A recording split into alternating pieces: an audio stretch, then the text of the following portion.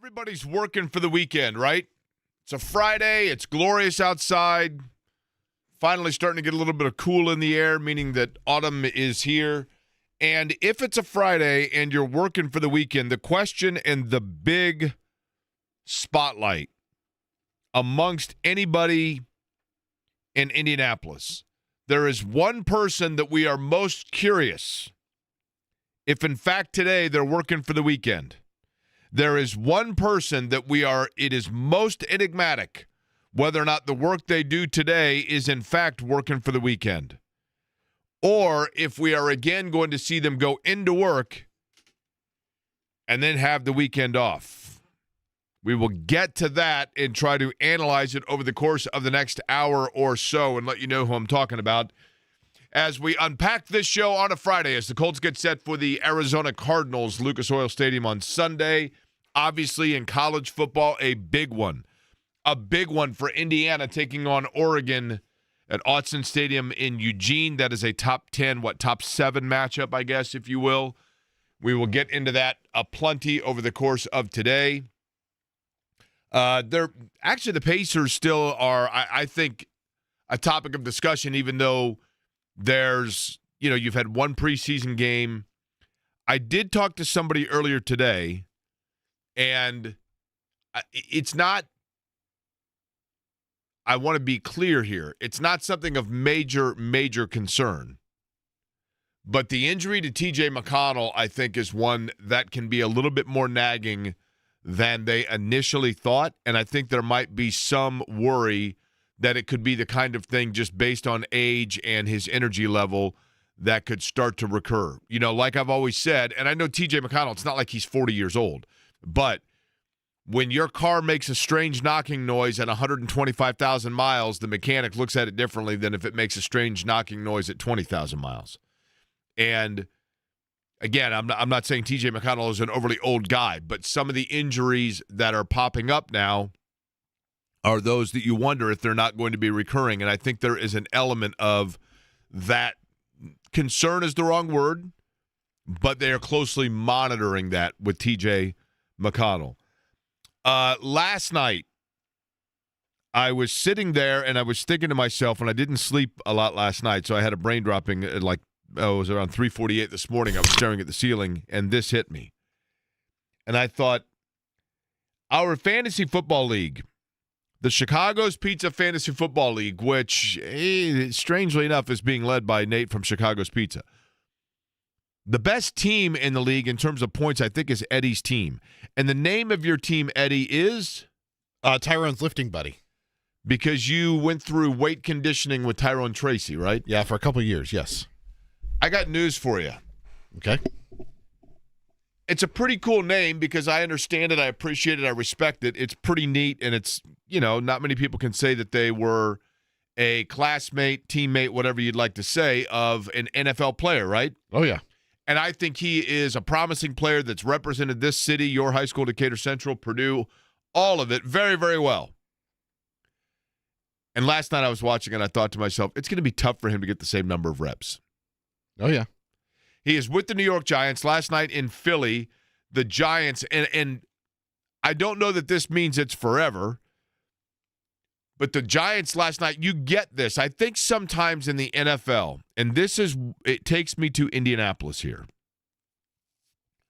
As I'm watching the Giants last night with Philadelphia, you have Jackson Dart, who has been handed the keys.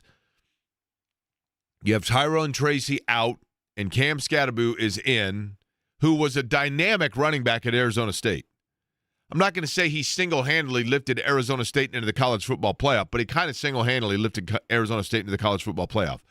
Last year, he accounted for over 2,300 total all-purpose yards for Arizona State. They get into the playoff. They're taking on Texas. They get down. He throws for a touchdown in that game. He rushes for 2. He accounts for 286 total yards in that game.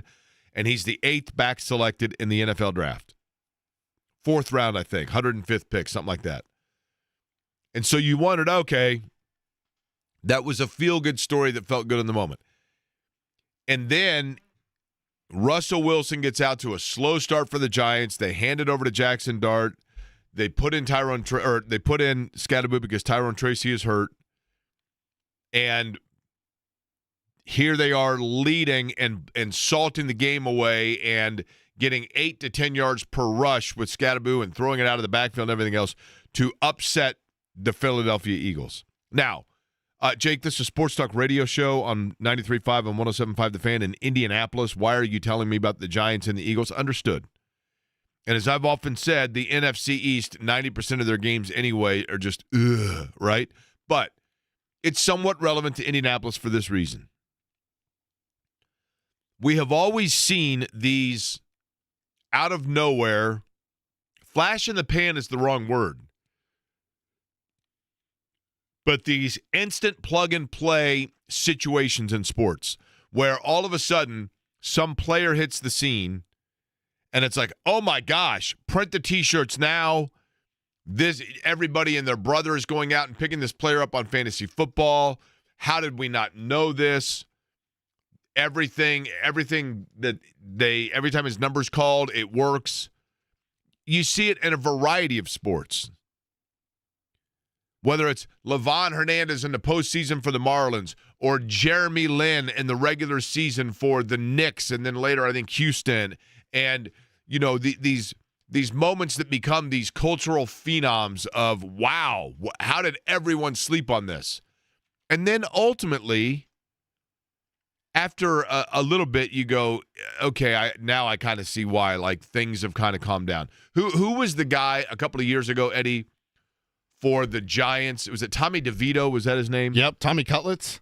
That like had, you know, a 1 or 2 game flash, and everybody's like, oh my gosh, it's this great story. He had his Linsanity run? Yeah, exactly. Yeah. The point I'm trying to make, we talked about it yesterday. I don't think Daniel Jones is that guy. I think we have enough body of work to say Daniel Jones in Indianapolis, this is the real deal. This is Indiana Jones. This is, you know, why not Indiana, right?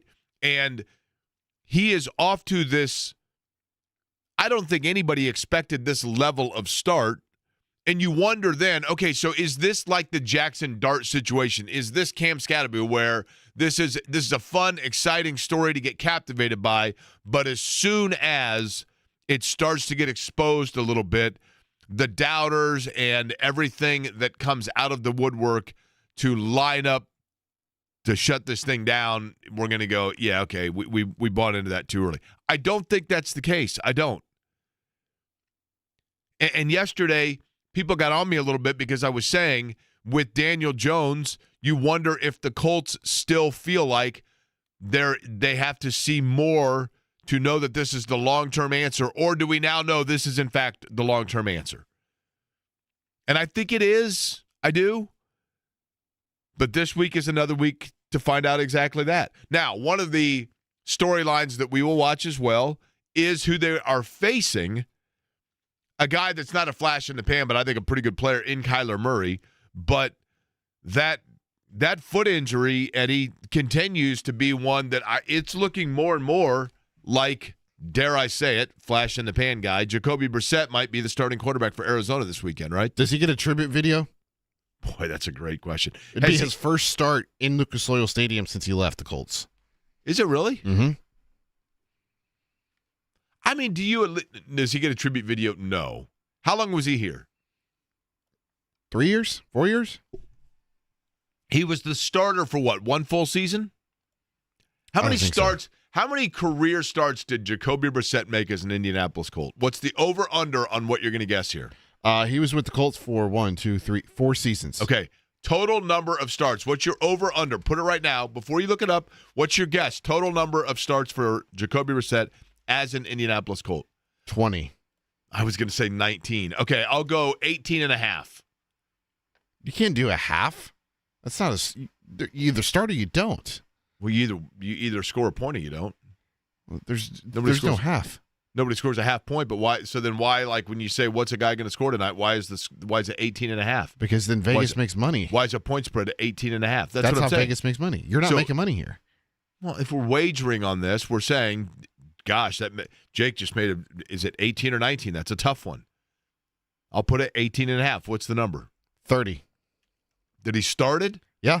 Never would have guessed that. Yeah, I forgot that he had that season where Andrew Luck was out recovering from the shoulder surgery, and Scott Tolzien got to start for the first week, and then I remember that. He started every year after that, and of course he started the season with the abrupt retirement. Oh, I guess you're right. Yeah, you're right. The abrupt retirement, I mean, well, they had just traded for him, remember? Hadn't they? That was for the Scott Tolzien start week 1 when Luck was recovering from the shoulder injury, in 17. By the way, should we not have seen warning flags immediately in the fact that we were told Scott Tolzien was going to be a starter? Yeah. I mean, that honestly, if you go back and you look in the history of this town, of sports stories that literally are like, did that really happen? I mean, there are several of them, right? The Ricky Turner wishbone experiment. The trade for Andrew Bynum in the middle of the night. The Kerry Collins is going to pick up the pace where Peyton Manning dropped off. And then the Scott Tolzien as a starting quarterback in the NFL. Scott Tolzien was, can you look up for me, please, number of career starts in the NFL for Scott Tolzien? Was that his only start? No, it wasn't his only start. He had come from, I don't remember where he had come from. Green Bay. Was it Green Bay? Okay. That was his 1 of 4 career starts. Yeah, I mean, come on, man. Half of them were with the Colts. No one thought that was going to work except for the Colts. And it just was. I think that we've just blacked that out, right? Oh, yeah, totally. We've just completely forgotten about it. Totally. Nonetheless, big show lined up for you today on a Friday. That means high school football. Kyle Nedrup going to join us a little bit earlier than usual today because we've got a packed show. Mike DeCourcy has a great article that he wrote about Braden Smith and with the upcoming college basketball season from an NIL standpoint and the different offers that Purdue, it is remarkable. What Matt Painter has done at Purdue is remarkable and impressive and all of those superlatives that you'd like to come up with because it is so difficult in general for continuity in college basketball in 2025. The fact that Purdue has a group that has been through the ringer, they've been to, a national championship game. They've been through disappointment. They continue to win, but they've not been plucked.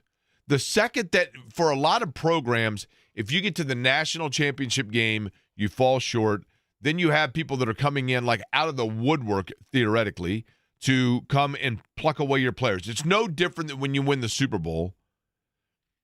The biggest danger in the NFL, I think, are teams that fall in love with complimentary Super Bowl winning players and try to turn them into mainstay players on their roster. Cato June. Guys like that. Like, we're going to go and get this guy, that David Thornton, that are good players, solid players. But we're now going to elevate them because they were on a Super Bowl winning team, so they were being held back on that roster. We're going to center around them, and then you find out, actually they are, in fact, complementary pieces. But so in today's transfer portal, NIL era, constant recycle of roster, what is it about Purdue that has allowed Matt Painter to have this continuity and this stability of roster?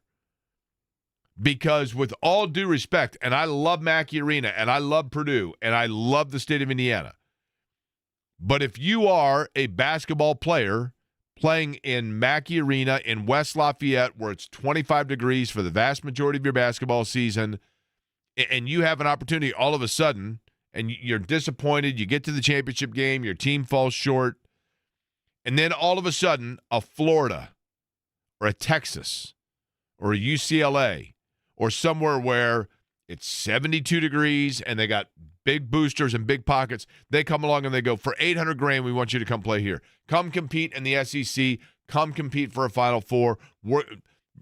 Fletcher Lawyer, you're a really good shooter at Purdue, but everything was centered around Braden Smith, and we know now that Zach Edey's gone, but we're going to use you even more, and we're letting you going to play even more off the wing. Come here, and we'll get you 20 a game and $800,000. There are a lot of players that would buy into that, Eddie. I'm not saying those offers were made. One would assume that there were those conversations, but there are a lot of players that would buy into that. But there is something going on in a positive way, I'm saying. There's something about Purdue and what's being done there. Like, there's a scene you have or have not seen, Eddie, Ted Lasso. Love Ted Lasso, Jake. I've seen it. Okay. Non-spoiler alert, because anybody who has seen it is going to know the scene that I'm talking about. And if you haven't seen it, you need to watch it, but it's not going to ruin it when I tell this. There is a scene in Ted Lasso, which is about a soccer team fictionally, and there is a writer named, I think it's Trent Krem. Mm-hmm. From The Independent. That's right. He's the beat writer that covers the team, and then eventually he leaves the beat writing assignment because he decides that he wants to become a freelance author writing a book about the season that this team is having. And there is a scene in Ted Lasso. I think it's one of the most poignant things in television. It's very subtle. There's a scene where one of the players for Ted Lasso, personally speaking, is involved in something, and inside the locker room, the team is hearing it out, and Trent Krem is watching this and assessing how, what all is happening in the dynamic of the players. And it turns into a very positive moment for the player. And as the team is leaving the locker room, one of the most brilliant, poignant, subtle things in television that I've seen in a while, Trent Krem is leaving the locker room and then stops and turns around and looks at this empty locker room and takes his glasses off and kind of shakes his head and walks out. Because that was his way of saying, I went from somebody who had to be critical or cynical about everything going on when I was outside this locker room, and now that I'm in it, I have to take my glasses off just to double check what I'm seeing is real. And he accepts and he has the epiphany of what he is seeing is special. And it can't be described. And even though he's going to try to do so to the best of his ability. And I think with Purdue basketball, there is an element of that. There is something going on in West Lafayette with Matt Painter's group that is just different. And we don't know exactly what it is. And perhaps Mike DeCourcy had his Trent Krem moment where he saw it and he witnessed something and he thought this needs to be written about. And so that's what he's written about. So he's going to join us coming up on the program today at 1 o'clock. Yes,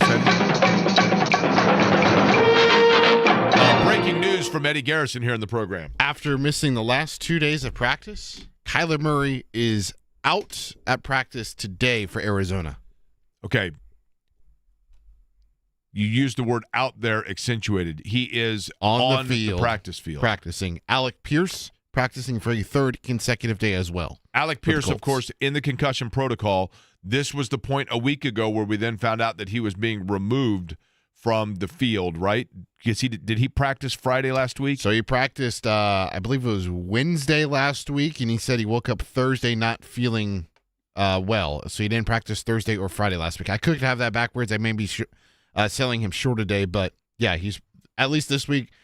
The trend looks promising for Alec Pierce. So he'll have to pass that final part of the return to play for the NFL concussion protocol, which would be passing the independent neurologist test. So after today, I think that's the last thing Alec Pierce has to do to clear NFL's concussion protocol. Okay, so Grover Stewart out of practice today after missing yesterday.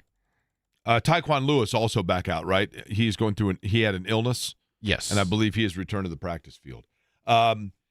Big one, as I mentioned, coming up on Saturday between Indiana and Oregon. Dave Revsine, Big Ten Network, going to join us on the show today. We could talk not only about that, but just the Big Ten in general. But it is still almost surreal to have Indiana. And the thing about Indiana, and this is true of the Colts, I mean, there are so many parallels with the Colts in different stories within sports right now. But in terms of the Indiana football season and Curt Cignetti, the one thing that I keep going back to is it's not – there's just something about it where you keep waiting for this, like – we are all, when it comes to Indiana football, we're all Trent Krem, right? Like, we're all looking at it like, I don't know what it – there's just something going on here. What is it that's special about this? And in Kurt Cignetti's case, I think it's two things. I think, number one, he brought in really good players a year ago. Number two, he has a confidence about him that is carried over to his football team.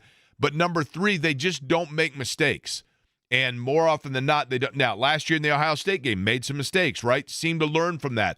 If you look at the Iowa game, they did make mistakes, and then they stayed the course, and they put Iowa back in position where they checkmated Iowa, they got the ball back, and then they go on to win the game, right? And so all of it for Indiana, with each game you look at it, and you're like, okay, they got out to a nice start here, and they're up 7-3.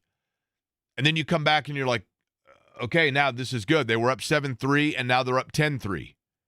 Now they're up 17-6. And they just compound it from there. They just don't let up, and they don't make errors. Now, Oregon to me looks like a team that offensively in particular can play at a very fast pace, that can score, that is difficult to keep down. But, Eddie, is the Oregon matchup and anticipation, I'm not going to say tempered at all, but if Indiana were to go in and win that game, that would be an incredible and an awesome win. But is it devalued at all based on the fact that Oregon went into overtime, won in Happy Valley at Penn State, and you thought that was impressive, and then Penn State, we found out, actually is. Penn State tries to tell us this every year. Every year. When you go into Happy Valley and you have a team that is ranked in the top 5 or the top 10, and you're like, this looks like a team that is a contender. This looks like a team that is going to push everyone to the limit. This looks like a team that is a playoff contention national title team. And then Penn State says, we are Penn State. And you're like, that's right, I forgot. Thank you for reminding me. You are the team every year that looks really good until it matters, and then all of a sudden, you wilt away, and then you turn around and you lose to Minnesota. Or you go to UCLA and get beat by hapless UCLA. Does that diminish at all if Indiana is to win the accomplishment of winning at Oregon? No, it doesn't diminish it at all, Jake. I mean, we talked about this yesterday with just the aspect of like the Chiefs maybe looking past Jacksonville, and we were talking about them, we're all fair, just like you don't see that at the pro level, certainly at the college level. Like perhaps Penn State just thought they could walk in there and just easily cruise past a UCLA team that hadn't led in any game up until that point, and they just fired their offensive coordinator earlier in the week. They're dealing with an interim head coach. Like it's a total mess with the Bruins. They probably thought they could just go in there and escape with a win, and it bit them in the butt, and now you just have to go on the road, take care of business, and try to pull off an upset because Oregon is one of the best teams in college football. Point blank, period. They're great, no question. But again, the hope I think for Indiana fans in particular was that you would go in, that Oregon and that Penn State would hold serve, and their only loss would be to Oregon. Like the Indiana would go in, beat Oregon, then you go to Penn State, you also beat Penn State, and now you are really looking good. Now, I think they can still. My point being, I think if Indiana goes in and plays well in Oregon but doesn't win, and then goes in and plays well at Penn State and doesn't win, that would have still allowed them to get in. I think now the Penn State is going to diminish such that that's going to be one where if you don't win at Oregon, then you have to win at Penn State. I don't know that you would have had to have won both going into it, but something we'll talk about with Dave Revsine coming up. Hell, Notre Dame lost to Northern Illinois last year.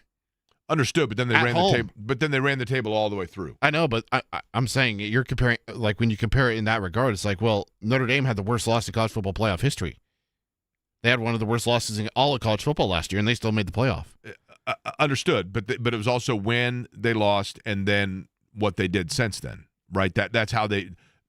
All I'm saying is, if you are Indiana still, and you are looking at the possibility of not one but two losses, you want to make sure that everything is bolstered up a little bit. I think given the druthers, Indiana would rather Penn State not have gone and peed down their leg in UCLA. And that Penn State would have been ranked still like a top 10 team when you're going in there. I think they're going to beat Penn State regardless, and then it's a moot point. Kyle Neddenrip joins us on the other side. High school football Friday night. We'll find out the big matchups. We'll talk to him next.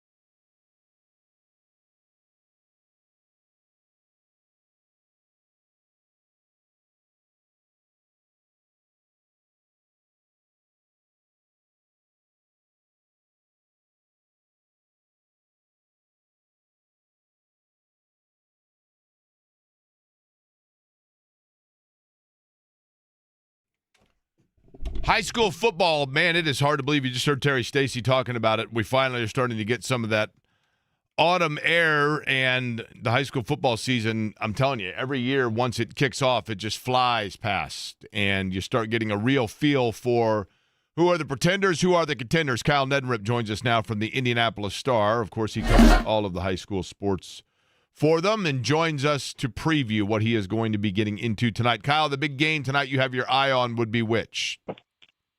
I'll be down at Lawrence North and Center Grove tonight, seeing the Trojans at home against Lawrence North team I actually saw last week play really well. Really explosive, fast offensive team, and I think that should be a fun game. LN had lost to them several years in a row until last year, so kind of they were able to break through against Center Grove and see if they can do it again. The other game I would say of probably equal interest would be Carmel and Warren Central. After seeing Warren Central last week, really was impressed with them offensively. They scored 42 points in the first half against LN, and then, weren't able to stop LN in the second half, but I think a team that, is just going to get better and better. A lot of those guys coming back next year as well, so seem to be on the right track there. And, of course, Carmel we've talked about a lot with what they've done this year, so I think that'll be a really interesting game as well.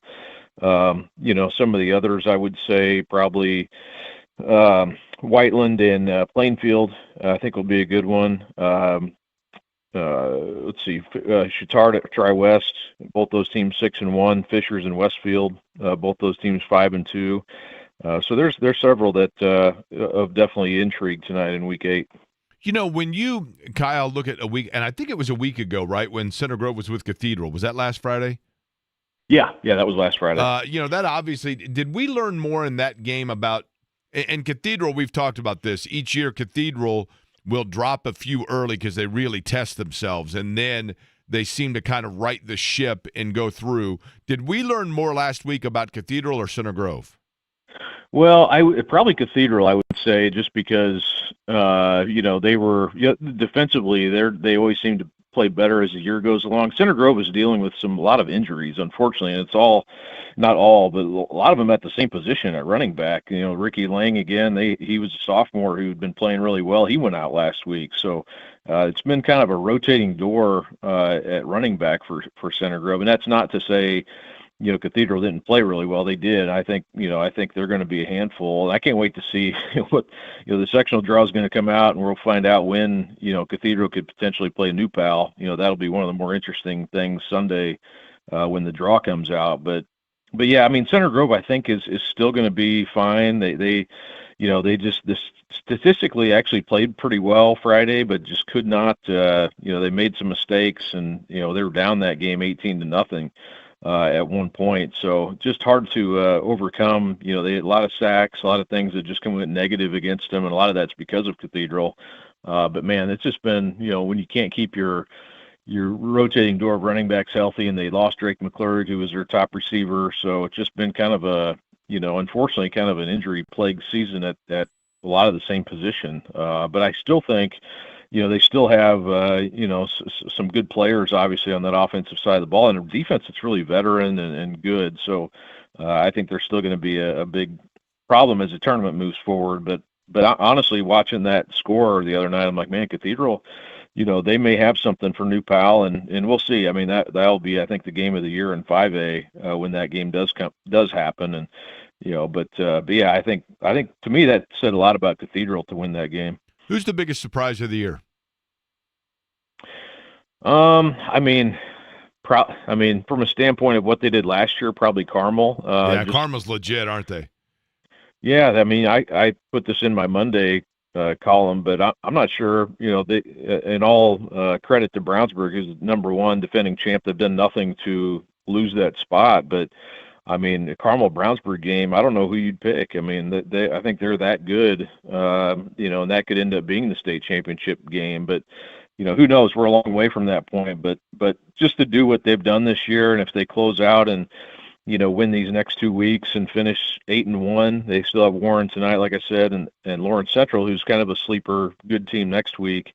But if they finish 8-1 and their only loss is to Louisville Trinity, I mean, who would have saw that coming? I don't know if anybody – would have thought that. Now they don't play, there's some teams that, they'll go back into the mixed schedule next year, and they'll play, teams like Center Grove again, which they didn't play this year, and Lawrence North, which they didn't play this year. So the schedule will be different next year, but still, to go through and be 6-1 and look really good in accumulating that record is to me, that's been a little bit of a surprise. And I think even Kevin Wright, I don't think it would be surprised necessarily, but I remember talking to him before the season. He didn't know for sure how good this team would be. So I think to me, that's kind of been one of the big stories of the season so far. Look, I've known Kevin a long time, so maybe I'm biased here, but when you look at the resources at Carmel combined with the enrollment of Carmel, and then the fact that this guy's won everywhere he's gone, essentially, it's one of those, Kyle, is it not, where you almost look back and go, how did we not see that was going to happen, right?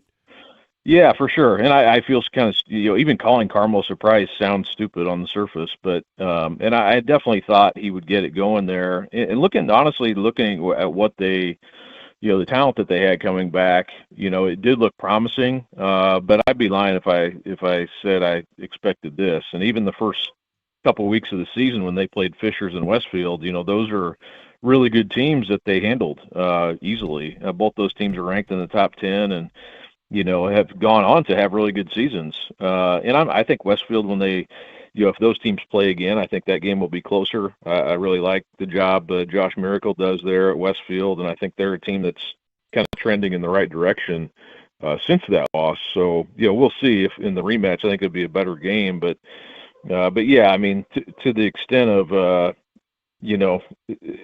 I think we all knew all right, well, Kevin Wright's going to get it going there, but to say I thought it would be this quickly, that would probably be, overstating it. So he's obviously, it's really clicked there and it's worked right away. Kyle, when will we get into, Kyle Neddenripp is my guest from the Indianapolis Star. He's on the Java House Peel and Pour guest line. When will we get into, Kyle, high school basketball and some of your previews? And I know that sounds crazy, but I mean, we're in mid-October already, right? And before we know it, we're going to start talking about tournaments and things like that. No, yeah, for sure.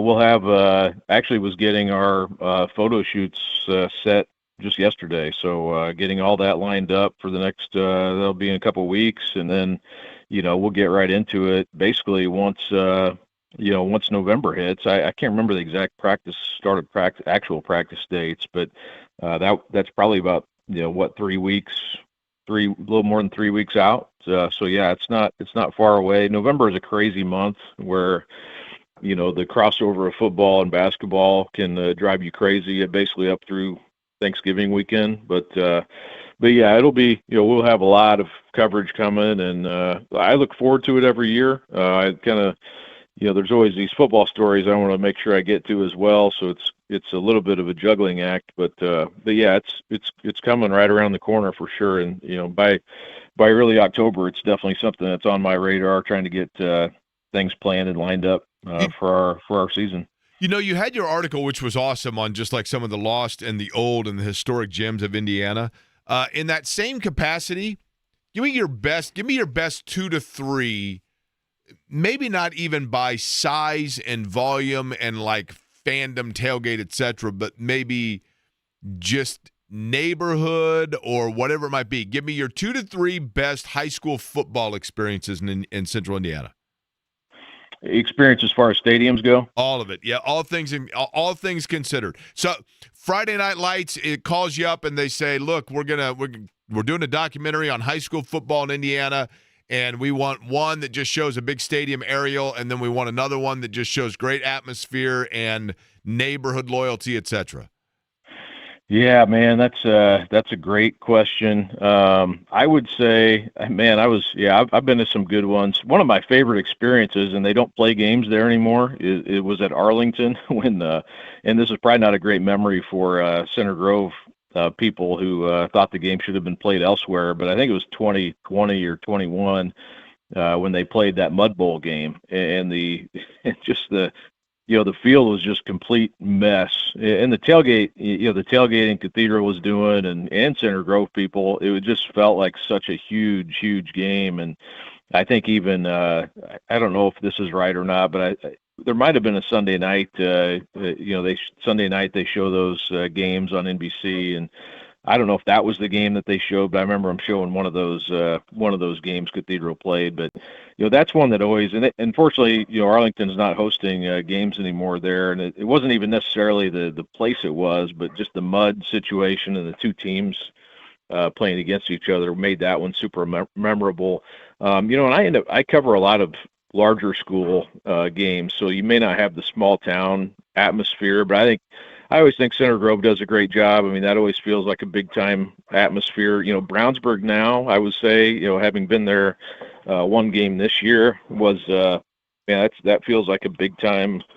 John Hart at Brownsburg there, he compared it to kind of a Texas, experience now. And I can't say I've been to games in Texas, but it certainly has that big game atmosphere to it now. But, those are a couple that come to mind. I would say, there was a game I covered, Tri-West and Gibson Southern. It was more about the Gibson Southern people being there, but man, they really showed out, and they had the campers and the hot dogs and hamburgers grilled out there. That was a really cool atmosphere. But yeah, I'd have to go through all of my experiences and maybe narrow that down. That's a good story idea. I mean, they've got some. It's just they're even going so far as, and I'm not even sure, to your point, like with Arlington, if they play still games where I'm about to mention, but the old Indianapolis Howe High School, like the stadium in the back was kind of nestled like in this little in the canyon. trees. You know what I mean? Like it's cool. Like there's so many of them like that, right?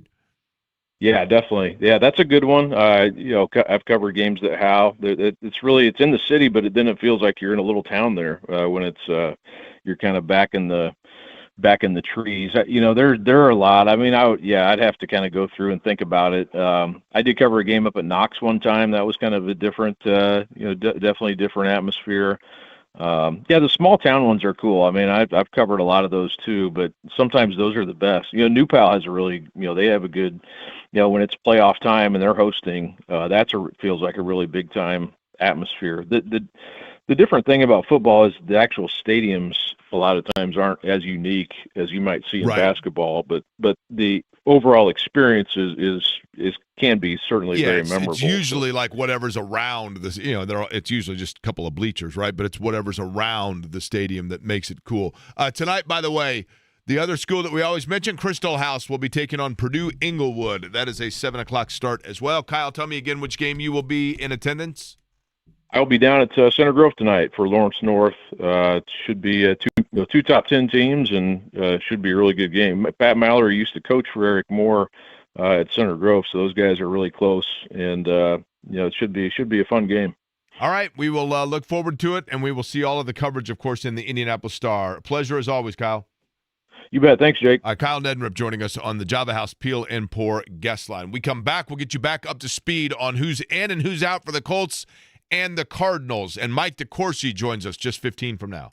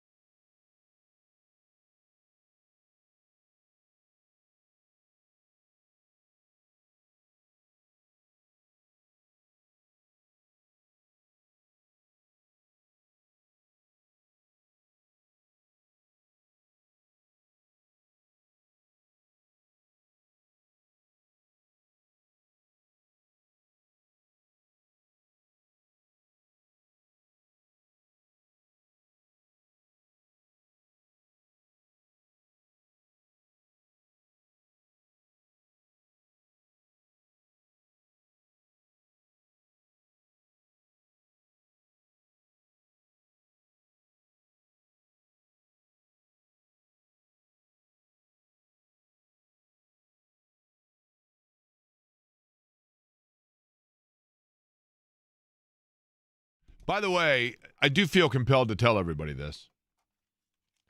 When you see the website, the station website that goes out with all of our score predictions and things like that, they ask for us that before we have any idea who's playing, right? It's put out in the tweet as well, Jake. Don't you worry. They do put that disclaimer, don't they? Yeah. Yeah. That's I do that pick-em I told you about with my buddies. Yes. And you have to have, the problem with that is you have to, on the website that we do that on, you have to have them all in before the Thursday night game kicks.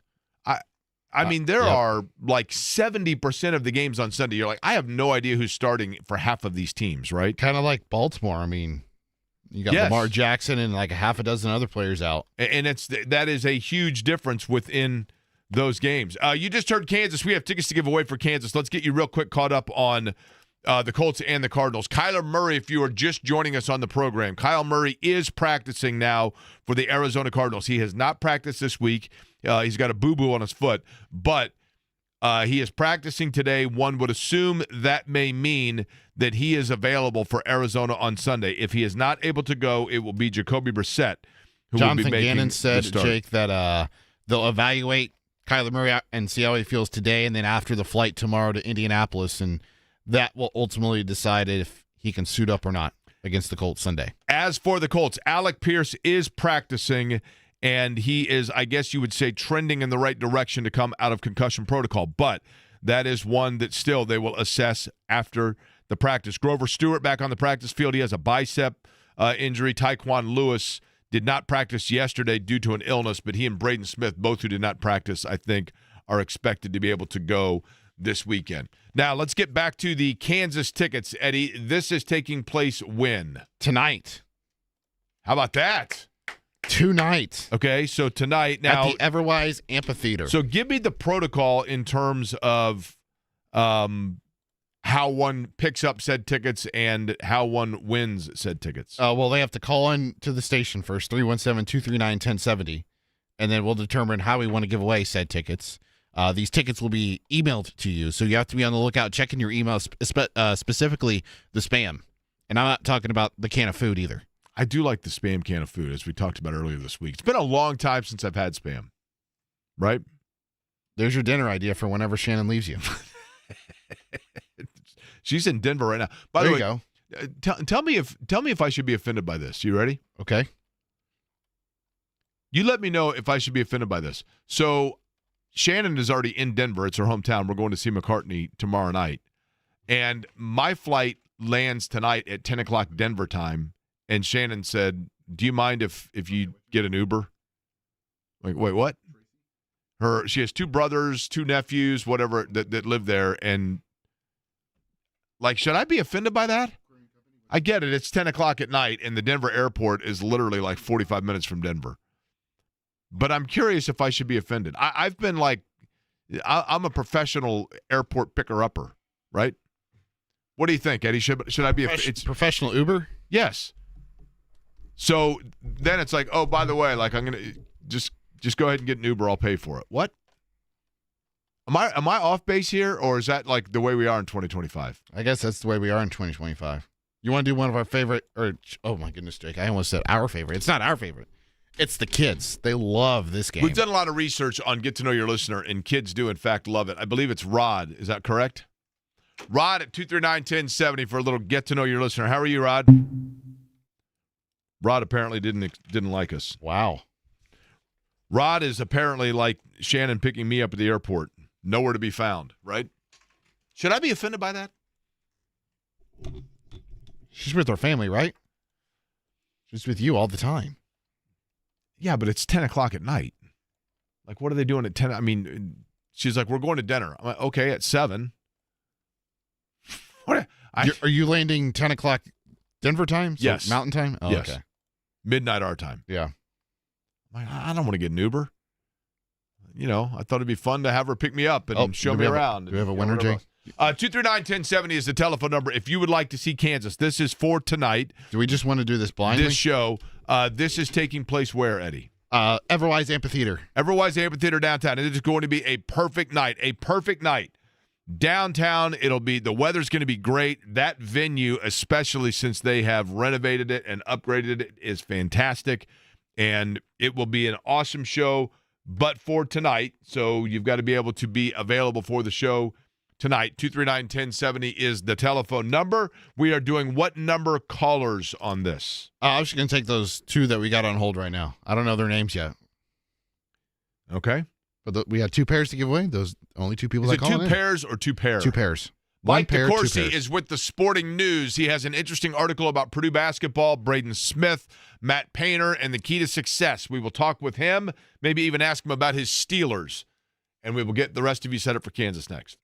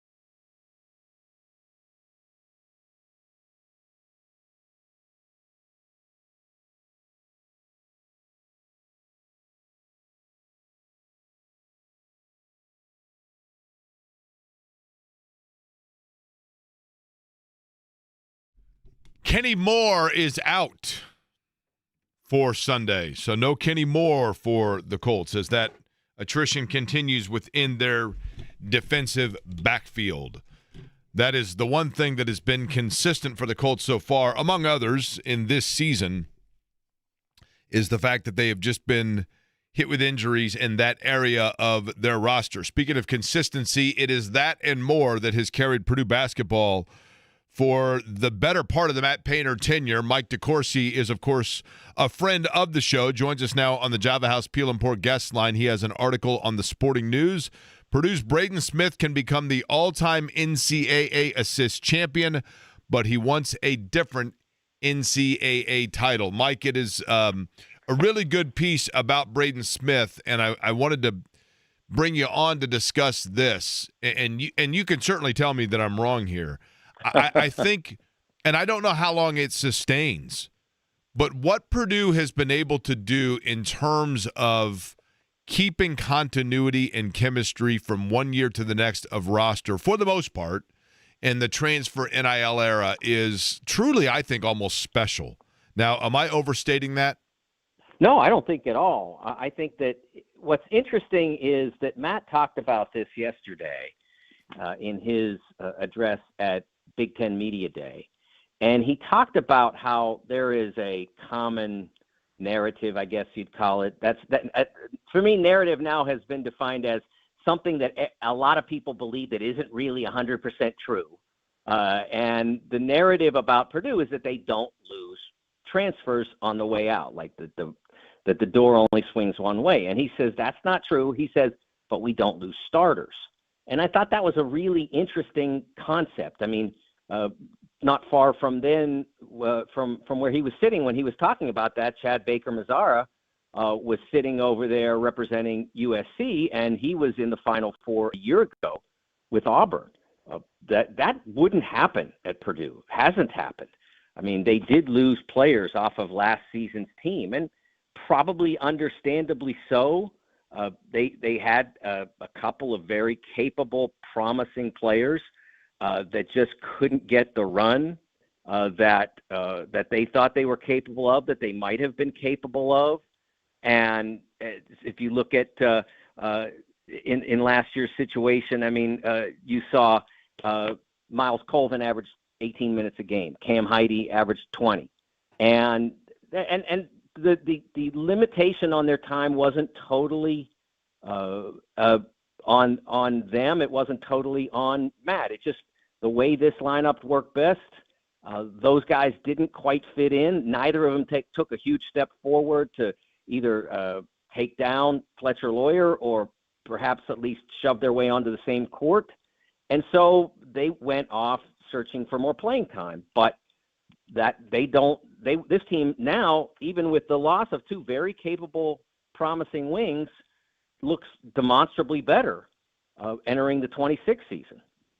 You know, I remember a couple years ago, Mike, and I know that this is not sustainable, what I'm about to say, but I've told the story before, and I'm not going to say the name of the player, but several years ago, I was up at a Purdue practice, and I was talking to not Matt Painter, but members of the staff about a player that I was surprised wasn't in the mix with Purdue in the recruiting process.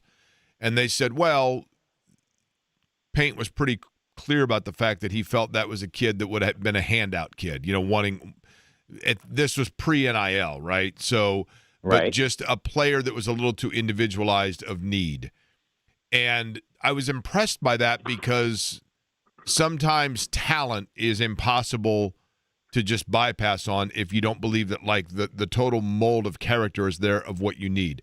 The reason I bring that up is because is it possible that part of why we're seeing this continuity at Purdue is because they have this vetting system of what works for their fabric more so than other programs might do? It's not just possible. It's on the record fact, Jake. I think it was 2014. I'm pretty sure that's the year.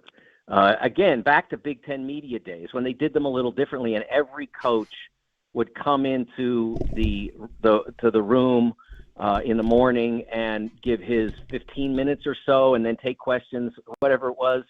And I remember this as well as just about anything in covering college basketball. Matt came in. They were coming off a losing season. I think they'd finished last or close to last in the Big Ten that year, which was obviously coming from the Hummel era, as those of us who are friends with Robbie like to call it. That coming off that and going toward the bottom of the league was really jarring. And Matt got up there at Big Ten Media Day and said that it was on him, that that from that point on he was going to recruit not talent necessarily, not that the guys he's bringing in aren't talented, but not specifically and only talent, but he was going to recruit Purdue talent, so to speak. So he was going to bring in guys that were going to fit into what they did, who were going to be happy with how they were coached, when they didn't play, when they did play, if they were told what they needed to do to get better to play, then they would be amenable to that. And from that point on, they have been an NCAA tournament team. They have been on multiple occasions Final Four contenders. And in 2023 and probably again this year, they were national championship contenders. Which do you think, Mike, Matt Painter, these are both skills he is very good at, okay? So don't think that I'm trying to – but if you had to pick the thing that he does better than his peers, which more so does he stand out in? A, seeing talent that perhaps other schools don't see, or and therefore knowing that they are going to be a piece to the puzzle, or B, making and coming up with the proper game plans once he has the talent assembled and coming up with ways to win with the roster he's able to accumulate? I'm going to say the former because it's more important. Getting players who are talented and team-oriented and that will respond to you is more important than being the smartest, best strategist. I don't think I'm insulting him to say that Mike Krzyzewski, while the greatest college coach in history, was not the greatest strategist in history. Wasn't bad at it, don't get me wrong, but it wasn't. His superpower was getting talented players to play, as he described it, like a fist. 5 fingers that if you slap somebody, it doesn't hurt as much as if you punch them, so to speak. And that was his superpower as a coach. He got them to play together and to communicate on the floor so that they didn't necessarily need him as much.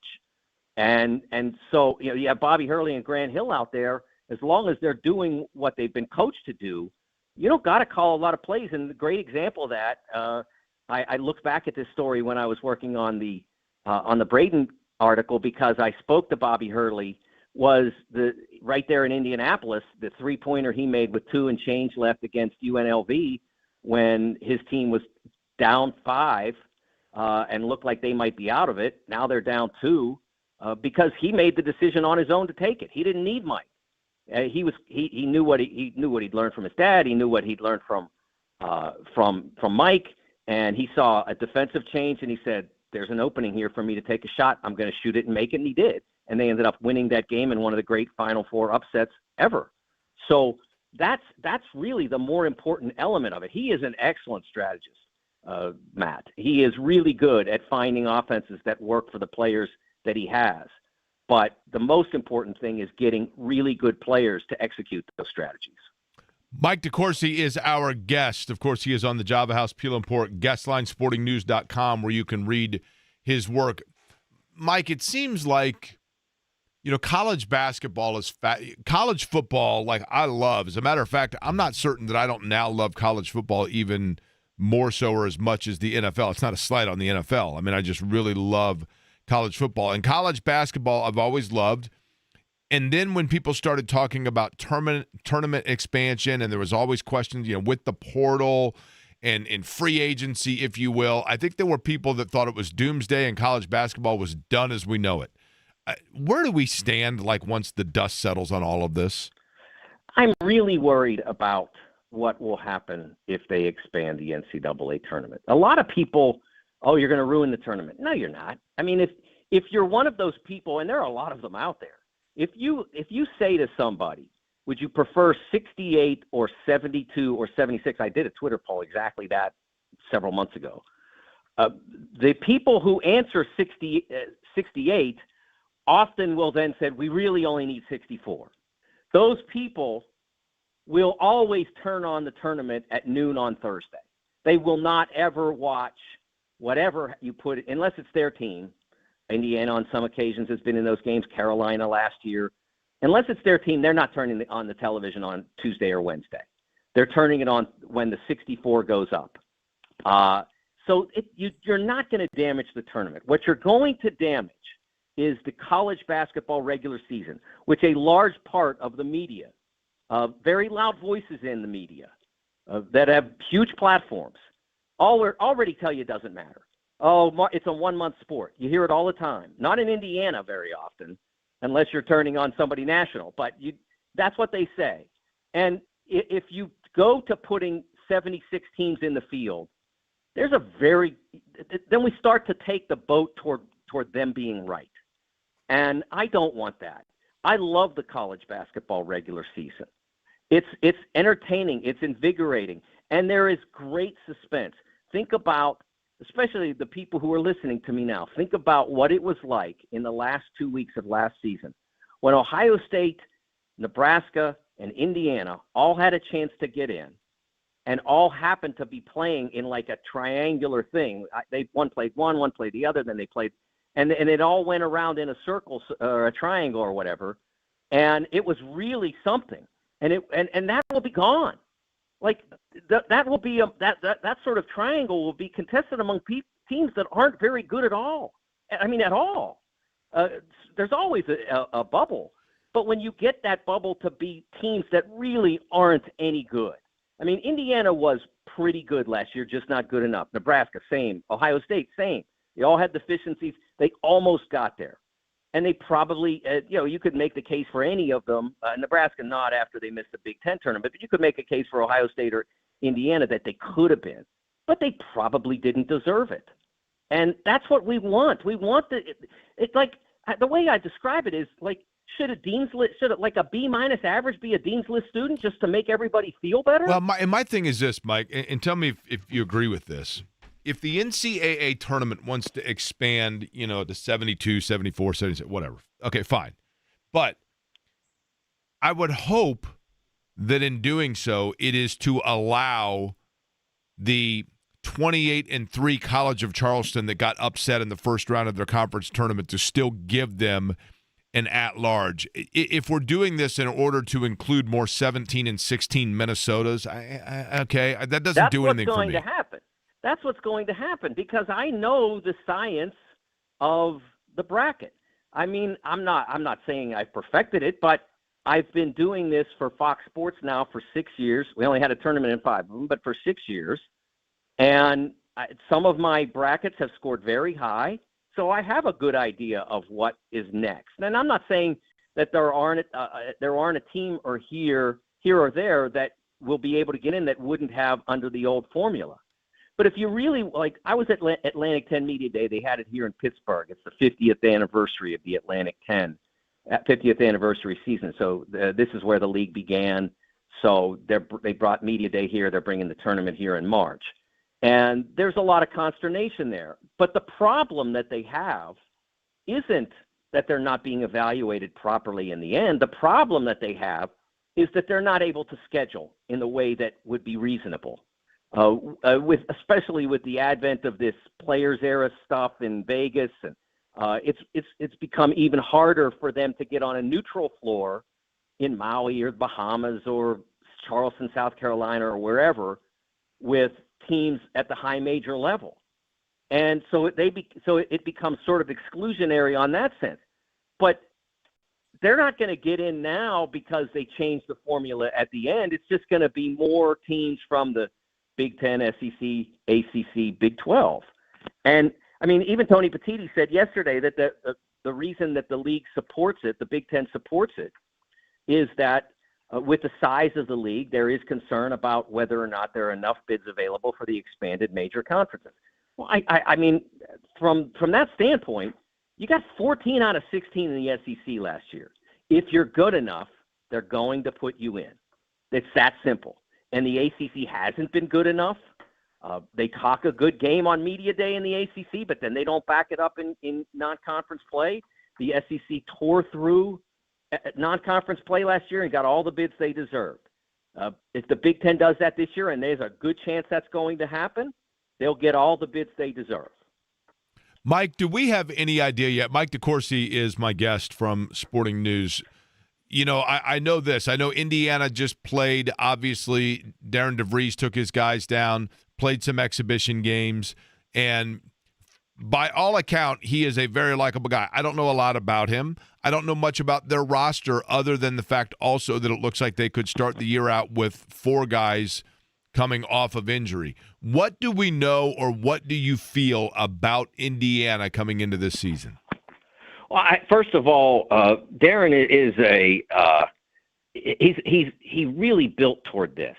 I mean, he spent, almost 2 decades coaching with 2 of the great minds in college basketball while at Creighton. First Dana Altman, and then Mac McDermott.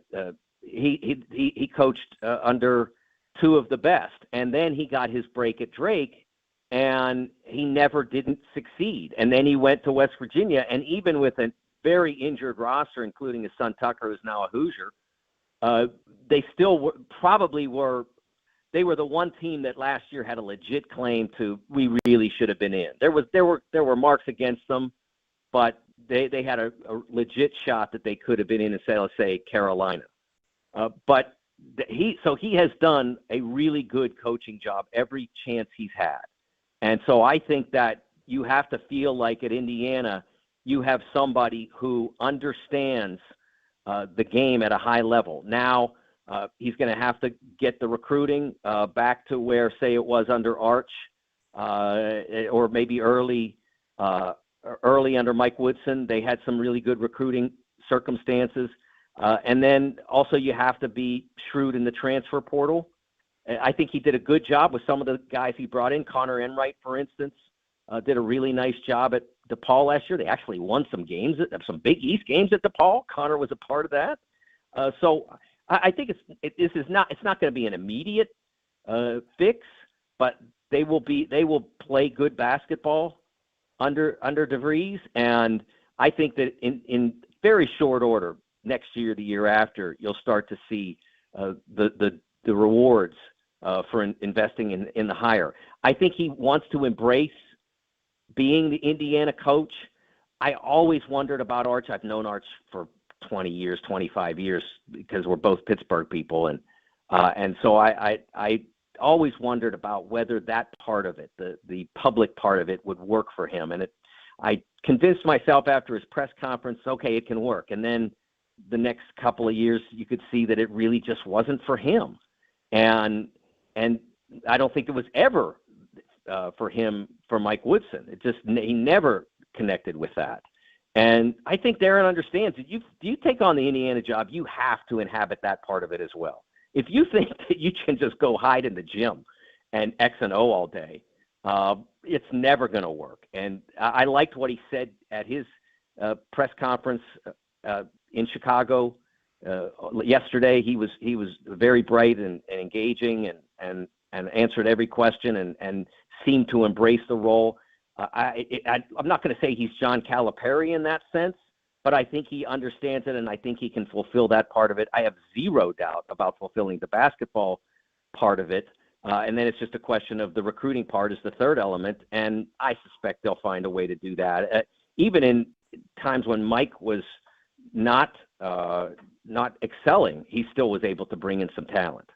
Okay, you mentioned, Mike DeCourcy, that you are a Pittsburgh guy, so I cannot let you go without asking this, because Indianapolis is off to a surprising start, obviously, at 4-1. I think we can say the Colts are pretty good. And then you start looking around the AFC at teams that, maybe are in that same mix of a little bit better or in a better situation than we thought. Is Pittsburgh legitimately good in that AFC North, or are they the beneficiary of 2 teams in Cincinnati and Baltimore that have had injury hold them back? Well, they haven't been beneficiary of that yet. I think they would like to get on the I just mean in leading the division. Yeah. Yeah. No, I know. I just was going to make a Lamar joke. But, I think they'd like to have a chance to be the beneficiary of not having to play against Lamar is what I was going to say, because he's amazing. He is. They have not played well yet, except for the Vikings game in Ireland when they were quite good. So they appear to be on an upward trend. But they'll have a very difficult game on Sunday. I know you look at it, 3-1 Steelers, 1-4 Browns. What's hard about that? If you've watched the Browns, you understand it's not as simple as it seems. It's an outstanding defense, maybe the best defense in the league, and you have to be ready to play against that. I think the Steelers can get very good. I think they can, but their offensive line has to get much better than it's been. And it's a process. They won't resolve that all in a week, but it's possible that they could feel really good about themselves by the time Indy gets here. It's also possible that they could go the opposite direction. But if it does go the opposite direction, they've got problems. November 2nd, by the way, is that date when the Colts will be in Pittsburgh, and we will see very possible that could be, I should say, two teams that might face one another, somehow into the postseason, but a lot of football to be played between now and then. Mike, appreciate it as always. Great article on Braden Smith and the Boilers, and we certainly look forward to talking to you over the course of the basketball season. Anytime, Jake. Always a pleasure. I appreciate it. Mike DeCourcy joining us on the Java House Peel and Pour guest line. By the way, speaking of that Java House Peel and Pour guest line, we do have a pretty cool announcement coming up on Monday in regards to that partnership. I'm thrilled with the partnership with Java House, and we can tell you more about that coming up on Monday, which I look forward to. Eddie has been, I noticed, by the way, Eddie's been dipping into the stash, as the kids say. Which one are we going with here today, Eddie? I'm going with the Wrangler Energy. Look at you. Look, Eddie with the sip right there. Oh, yeah. Loving it, huh? Oh, yeah. I'm going with the Liquid Science Orange Hydration today, by the way. And Ralph Reeve, how about Ralph Reeve saying when we were talking about working out, the importance of the hydration? Kevin Bowen, by the way, speaking of important work, has been doing exactly that. Out at the Colts complex and practice, trying to find out and figure out who we're going to see on Sunday. Kenny Moore, we now know, is out, and that is a position that it just feels like, Eddie, what is the date going to be when the Colts have a defensive backfield where all of the players at the beginning of the year you were hoping are on the field together are going to be out there? When are the Pacers going to have a healthy point guard room? Yeah, I mean, that's a month at least. I mean, obviously Tyrese was going to miss the season with that torn Achilles. You bring in Monte Morris as a training camp body to compete for that last roster spot. He gets injured in a workout 2 days later. You bring in DeLon Wright to replace Monte Morris as a training camp body to compete for a last roster spot and for that third point guard spot. He has now been waived, and they bring in Campaign, and TJ McConnell goes down. Like, it is a total mess. The McConnell injury, just before the show today, I was in conversation with somebody who was saying, and I want to be very clear here, in no way, shape, or form is this like, am I being alarmist? And if we were in the middle of December, probably a completely different outlook. But I think with McConnell, with this injury that he's had, the Pacers, partially because of just the overall reality and expectation of where and who they are right now, and that gap year, and I know that they don't want to use that term, but the reality is that McConnell, because of the fact that he's no longer 24 years old, the injury that he has, and I think is it hamstring? Is that right? Yeah, left hammy. They at least 1 month. They're going to be, and that's because they're going to err on the side of caution, because I think there is some, again, not because of anything medically specific to this situation, but just based on precedent alone of players that are, past 30. They're going to take this very delicately and take it very slowly, because they are making sure that this is not something that becomes recurrent with him. Not because of his body, not because of that case, because of just the nature of the way things can be once a player hits a certain age. Those tissues can become issues, Jake. That's why we call them tissue issues. They can breed other tissue issues. That's fair. Okay. That's fair, right? Nothing soft about the soft tissue is what you're getting at. Kevin Bowen going to join us, going to do it next.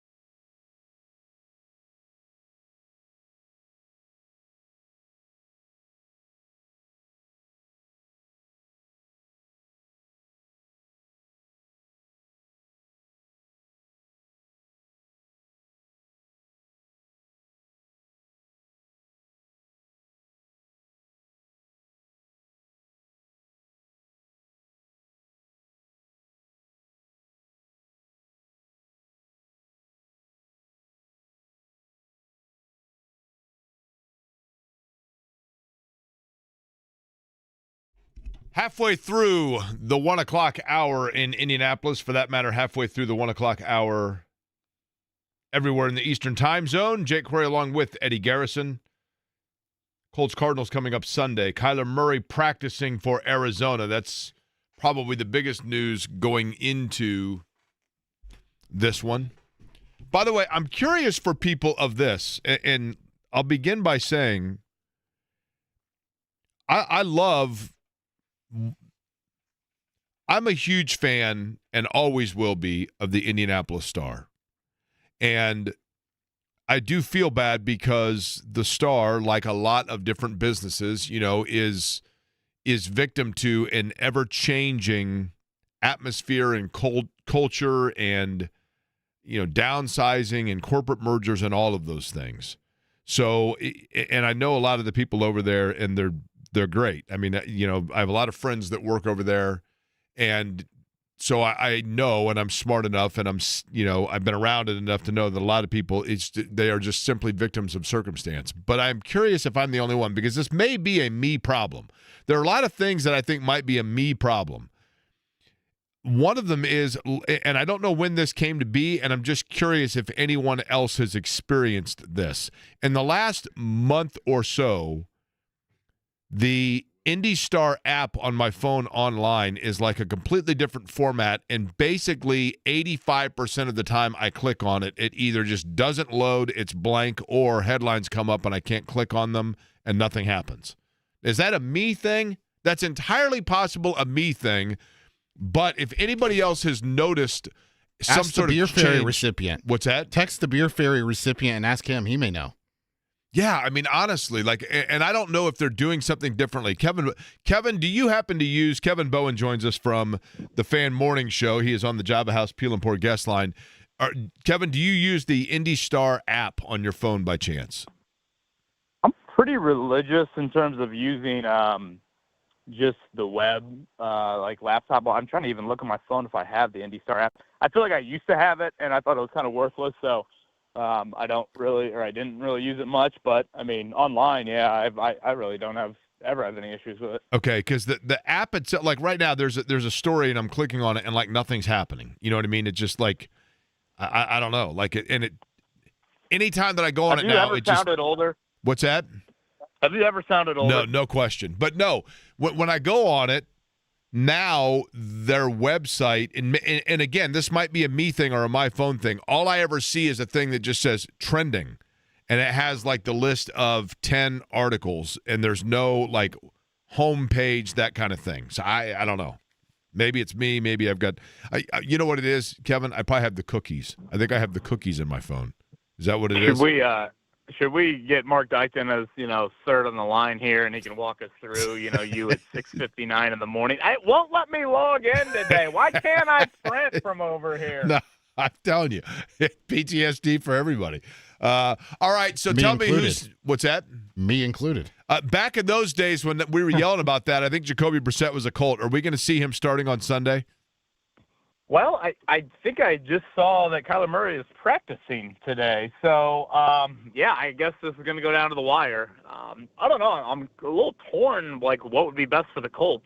Part of me thinks a limited running Kyler Murray at 5'10", standing in the pocket, having to throw the football might honestly be better. I realize Jacoby is not much of a scrambler, but he has, taken the bulk of the reps this week. So, yeah, I don't know. Typically, I feel like with a veteran quarterback, if you practice one day, that's enough. But maybe Jonathan Gannon watches him practice today and is like, oh, boy, he is a lot more limited. He did not run it at all after the foot injury against Tennessee in the final 4 drives, and that obviously is a huge part of his game. So, yeah, I could probably listen to conversations both ways on who the Colts would rather see on Sunday. Let's talk about, from the Colts standpoint, who's in and who's out. We have had our eye on. We know Kenny Moore is out at this point, Kevin. Who else is out or could be in jeopardy of out for the Colts? Yeah, Tyler Goodson, the only other guy they ruled out, so he's missed a couple weeks with a groin injury. Alec Pierce has cleared concussion protocol. When we spoke last Friday. He was the surprise guy that was out, so he will play coming up on Sunday. So that is definitely the positive. Grover Stewart looks to be good to go. Yeah, I mean, I think outside of Kenny and Tyler Goodson, the Colts look to be really, really healthy heading into Sunday. So that's the thing, the Kenny Moore injury. I want to go back to that, Kevin. There was a time where when there was attrition in the defensive backfield for the Colts, you would have said, okay, that's – and I mean, Kenny Moore is a significant injury. But at this point, they kind of have gotten used to – we talked about it yesterday with James – kind of not moving guys around, but playing with and having to go into the depth chart there more than any other area, which is a tough position to have to do that. But are we going to see anybody else this weekend in the defensive backfield getting looks that we have not seen previously? Well, so Mike Hilton is who they had been using without Kenny, and then he suffered a shoulder injury. He's on IR during the game on Sunday. They went with Chris Lamont. So I would assume Lamont would, and I actually thought he made a couple nice plays against the Raiders. I would assume he would be that guy. To me, this is a week that kind of screams Mooney Ward shadowing Marvin Harrison Jr., and then Trey McBride as their tight end is a really good pass catcher, so definitely need a plan in place for him. But, I mean, Jonathan Edwards, your guy would probably be next up. I mean, Jalen Jones is still on IR. So, I mean, I don't think secondary-wise, if they feel the need to, shadow or spy is probably the better word, Kyler Murray, maybe some wrinkles would get in there, but I don't see anything, as far as their top three corners. I assume it'll be Mooney Ward, Mekhi Blackman, and then I think Chris Simmons for Kenny Moore. Were you surprised by the move of, when they signed Jermaine Pratt, that's one thing, but then to immediately hear the news of Bocce going to IR, were you surprised by the latter part of that? Yeah, well, it's just because they never announced an injury in game. And so, I don't know, maybe that's something that developed after the game. Shane Steichen did say today he doesn't think it's season-ending injury for Bocce. So, again, IR means you got to at least miss 4 games. But, he hadn't played well. I mean, really, none of the linebackers have played very well next to Zaire Franklin and really the Lou Anarumo, personal relationships haven't gone very well either. We'll see if Jermaine Pratt. The thing about Pratt that's different than Xavier Howard is he's played this season. I mean, he started 4 games for the Raiders, so clearly he wasn't happy with something that was there, and very vague on both parties in what happened there. But he should be in game shape, and given his history with Lou Anarumo and the Colts, definitely think intelligence is one of his strengths. I would assume he gets a chance to play and maybe play significant snaps on Sunday. Kevin Bowen is our guest. You hear him in the morning on the Fan Morning Show with James Boyd and Jeff Rickard. He is on the Java House Peel and Pour guest line. Kevin, the other thing that we've talked a lot about over the course of the week, and that is, and I'm going to ask you the question, probably going to ask you this weekly, right? But it does fascinate me. Are the Colts getting the most out of Daniel Jones because of the way Shane Steichen has been calling plays for him?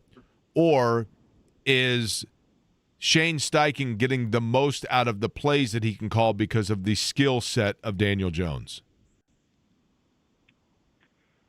Yeah, it's a great question. I mean, the easy cop out would say I definitely think it's a little bit of both. I've always been pretty bullish on Shane as a play caller and just an offensive mind. I think evaluating play callers is so difficult. It's like, well, the play worked, so that means it must have been a good play. Oh, the play didn't work, so that means it must have been a bad call. I think it's difficult, especially from the outside, to know if a guy is a great play caller or not. But, again, I think Shane has done a really good job with very different quarterbacks, Phillip Rivers and Justin Herbert and Jalen Hurts. And I do think that, he is a big X and O out scheme, chess match, prepare guy. And so when that quarterback's mindset, I think, matches more of what Shane's, thinking is, then, it makes clearly a marriage that has had great success. And I think, by all accounts, Daniel Jones is kind of that type of quarterback.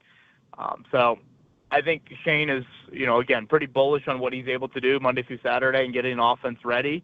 And, when Daniel can, match that or, even recognize some things that might be differently pre-snap, and then boom, let's make this adjustment, make that adjustment. This is what Shane said might happen. Hey, let's do that. Then you're going to have, I think, a lot of success. And obviously the Colts have had that. Who do you think is actually, I don't know how to word this, Kevin. Who are you more convinced is in fact for real? The Colts or the Jaguars? I think the Colts. I think the Jags have lived off turnovers. And I think turnovers can get a little hot and cold. And so I would say more of the Colts. Point differential definitely would favor the Colts. Jacksonville's been in a lot of closer games. But, maybe things change. I mean, if you look at Jacksonville's schedule, I want to say they have, I think it's like Seattle and the Rams the next 2 weeks. And after their bye week, I think their schedule really eases up where, they've already played Kansas City. They've already played San Francisco. The Colts have yet to play those two teams. I think the Colts schedule, it'll take a little while, but I think it'll start to toughen up probably more in kind of the mid to late November range and then on. But, yeah, so far right now through 5 weeks, who's the better 4-1, if you will?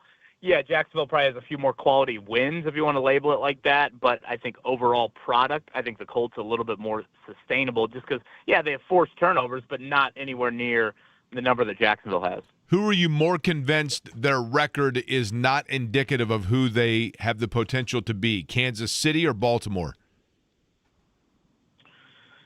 Yeah, I'd probably bet on Kansas City. I'm going to get you could chalk up, I guess, now a couple of games to the Lamar Jackson injury, but, Kansas City easily could have won that on Monday night. They should get Rashid Rice, I think, back next week.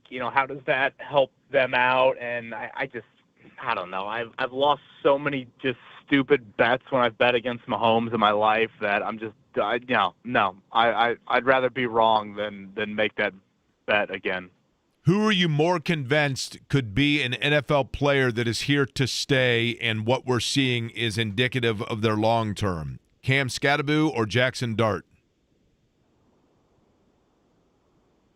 I think Skattebo will be a nice player until his body just falls apart. I mean, gosh, it is incredible, isn't it? I mean, can you imagine what Cam Skattebo is going to be going through at the age of 45 or 50? Dart, but I don't.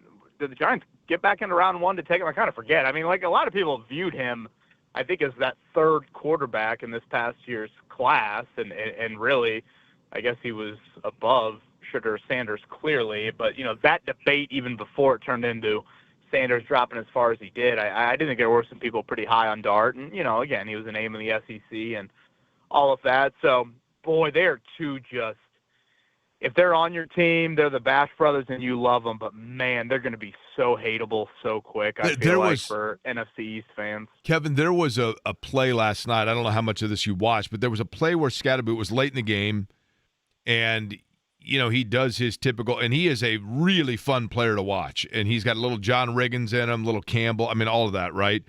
But he, Mike Allstott, if you want to go more recent. But he had a play, and they showed him back in the huddle, and he kept putting both hands on the side of his helmet and kind of shaking his head back and forth.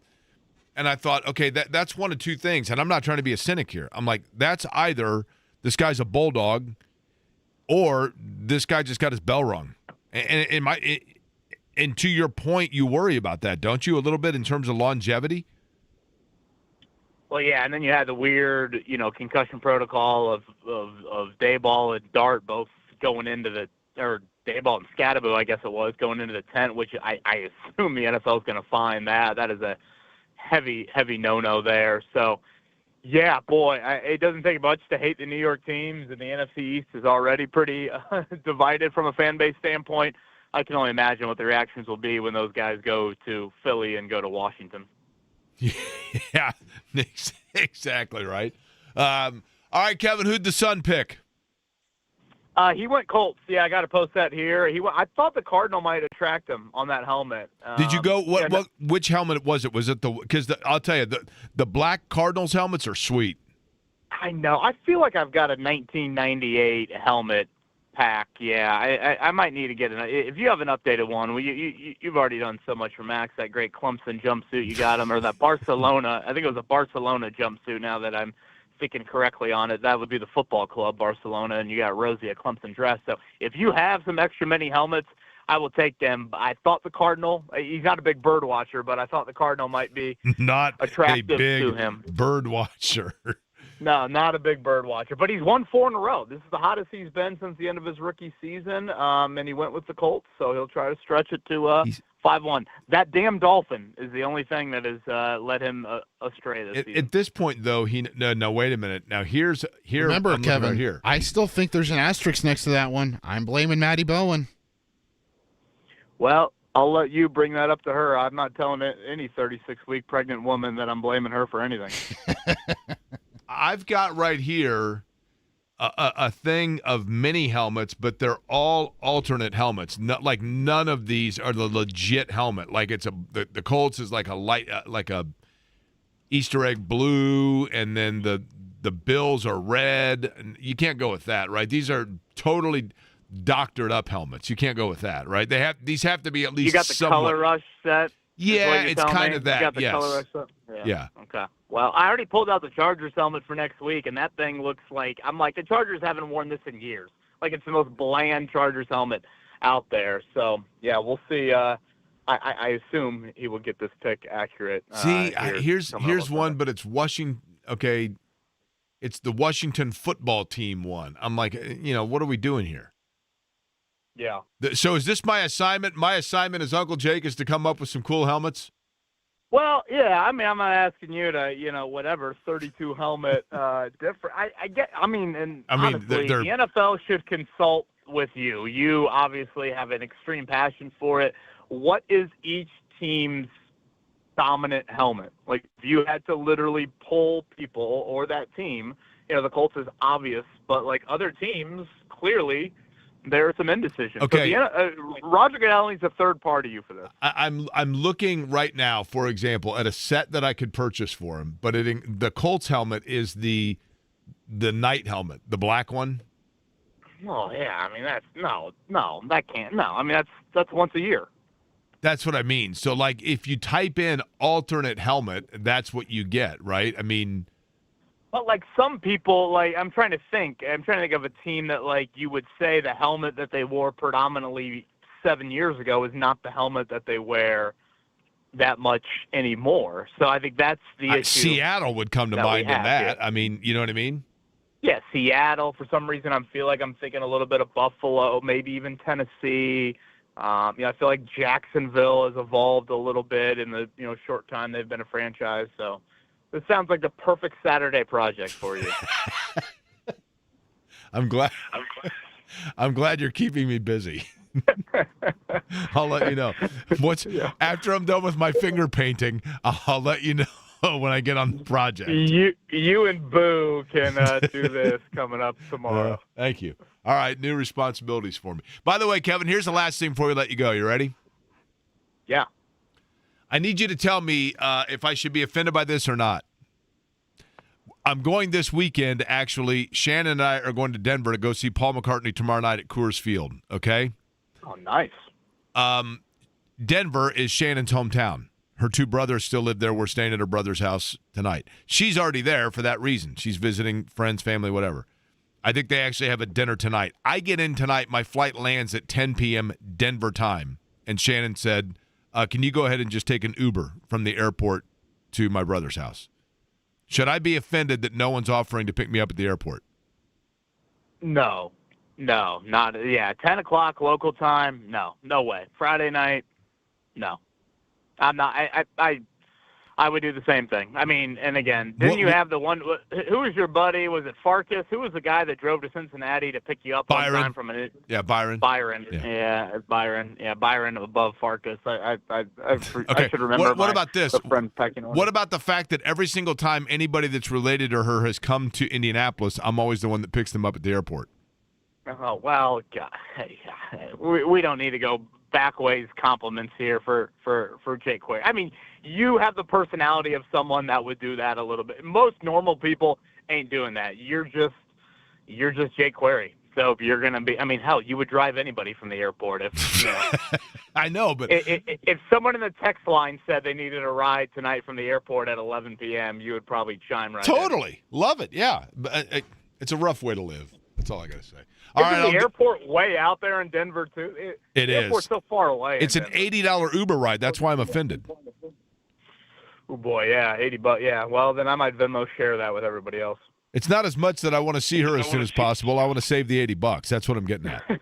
Well, That makes sense. Well, just how about you Uber carpool somebody on your flight? Okay. New way to meet folks. Fair enough. All right, I'll get on the project tomorrow with the helmets as well. All right. You guys have a great weekend. All right, Kevin Bowen joining us on the program.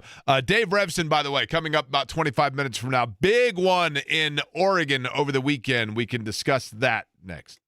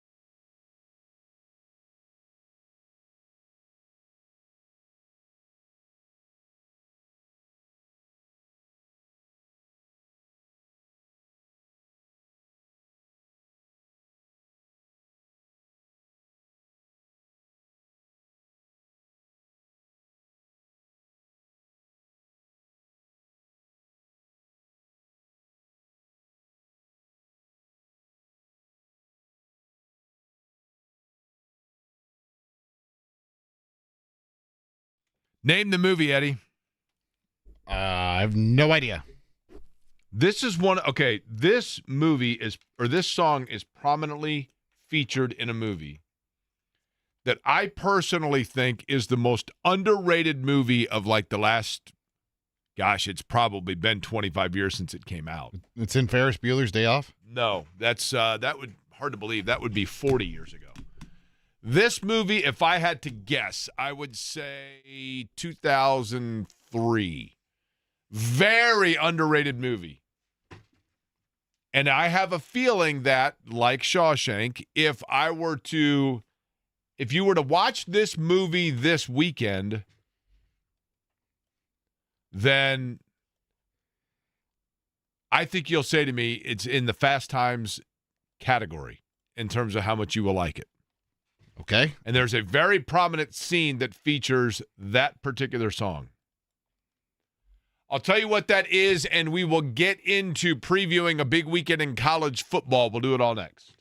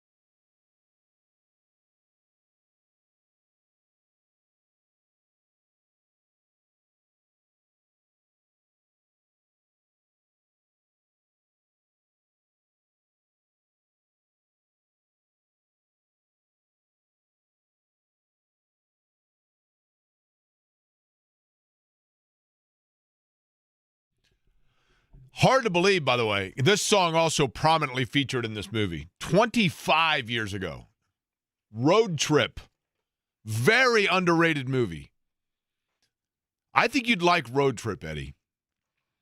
If you like did you like American Pie? Yeah. Very similar. Road Trip is about the dude. Another raunchy movie is what you're saying? Kind of. So the guy that plays Stifler is in it. And basically what it's about is about a bunch of guys that are in college together. They're, everybody in college has that literally. Did you live in the dorms at UND when you were a freshman? No, I was a commuter. Okay. So in the dorms, when you live in dorms in college, almost invariably, every dorm has that one guy that's like 25 and his parents think he's still in college taking classes, and he's actually not. He's just like living, hanging out. And so Tom Green, who had like a 9-month era of relevance during this time, is in the movie, and he plays that guy. But it's about basically a kid who needs to go across the country to go visit his high school girlfriend at her college. And so they have the one dork on the dorm floor that has a car, and so they buddy up with him, and then they all drive across the country together, and it's about their adventure. It's great. That's my endorsement for a quarter-century now old movie that was probably a B movie at the time. I'd like for you to see what I'm about to do right here, Eddie. You ready? It's this fast and easy. Dave Revsine going to join us about 15 minutes from now. Not even that, 10 minutes from now. Right here. Do you see what I have in my hand? Is that the Java House? Is that coffee? You're going with the coffee Folks, today? it's this easy with the peel and pour pod. This right here is a pod of basically a coffee concentrate. You literally just pour it right into 8 ounces of water. You can do it hot or cold. I actually do it room temperature. Boom.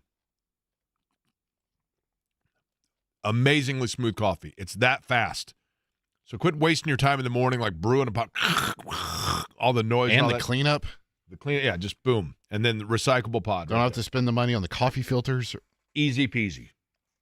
Love it. Those of you on the YouTube page saw what I just, or on the YouTube just saw what I did.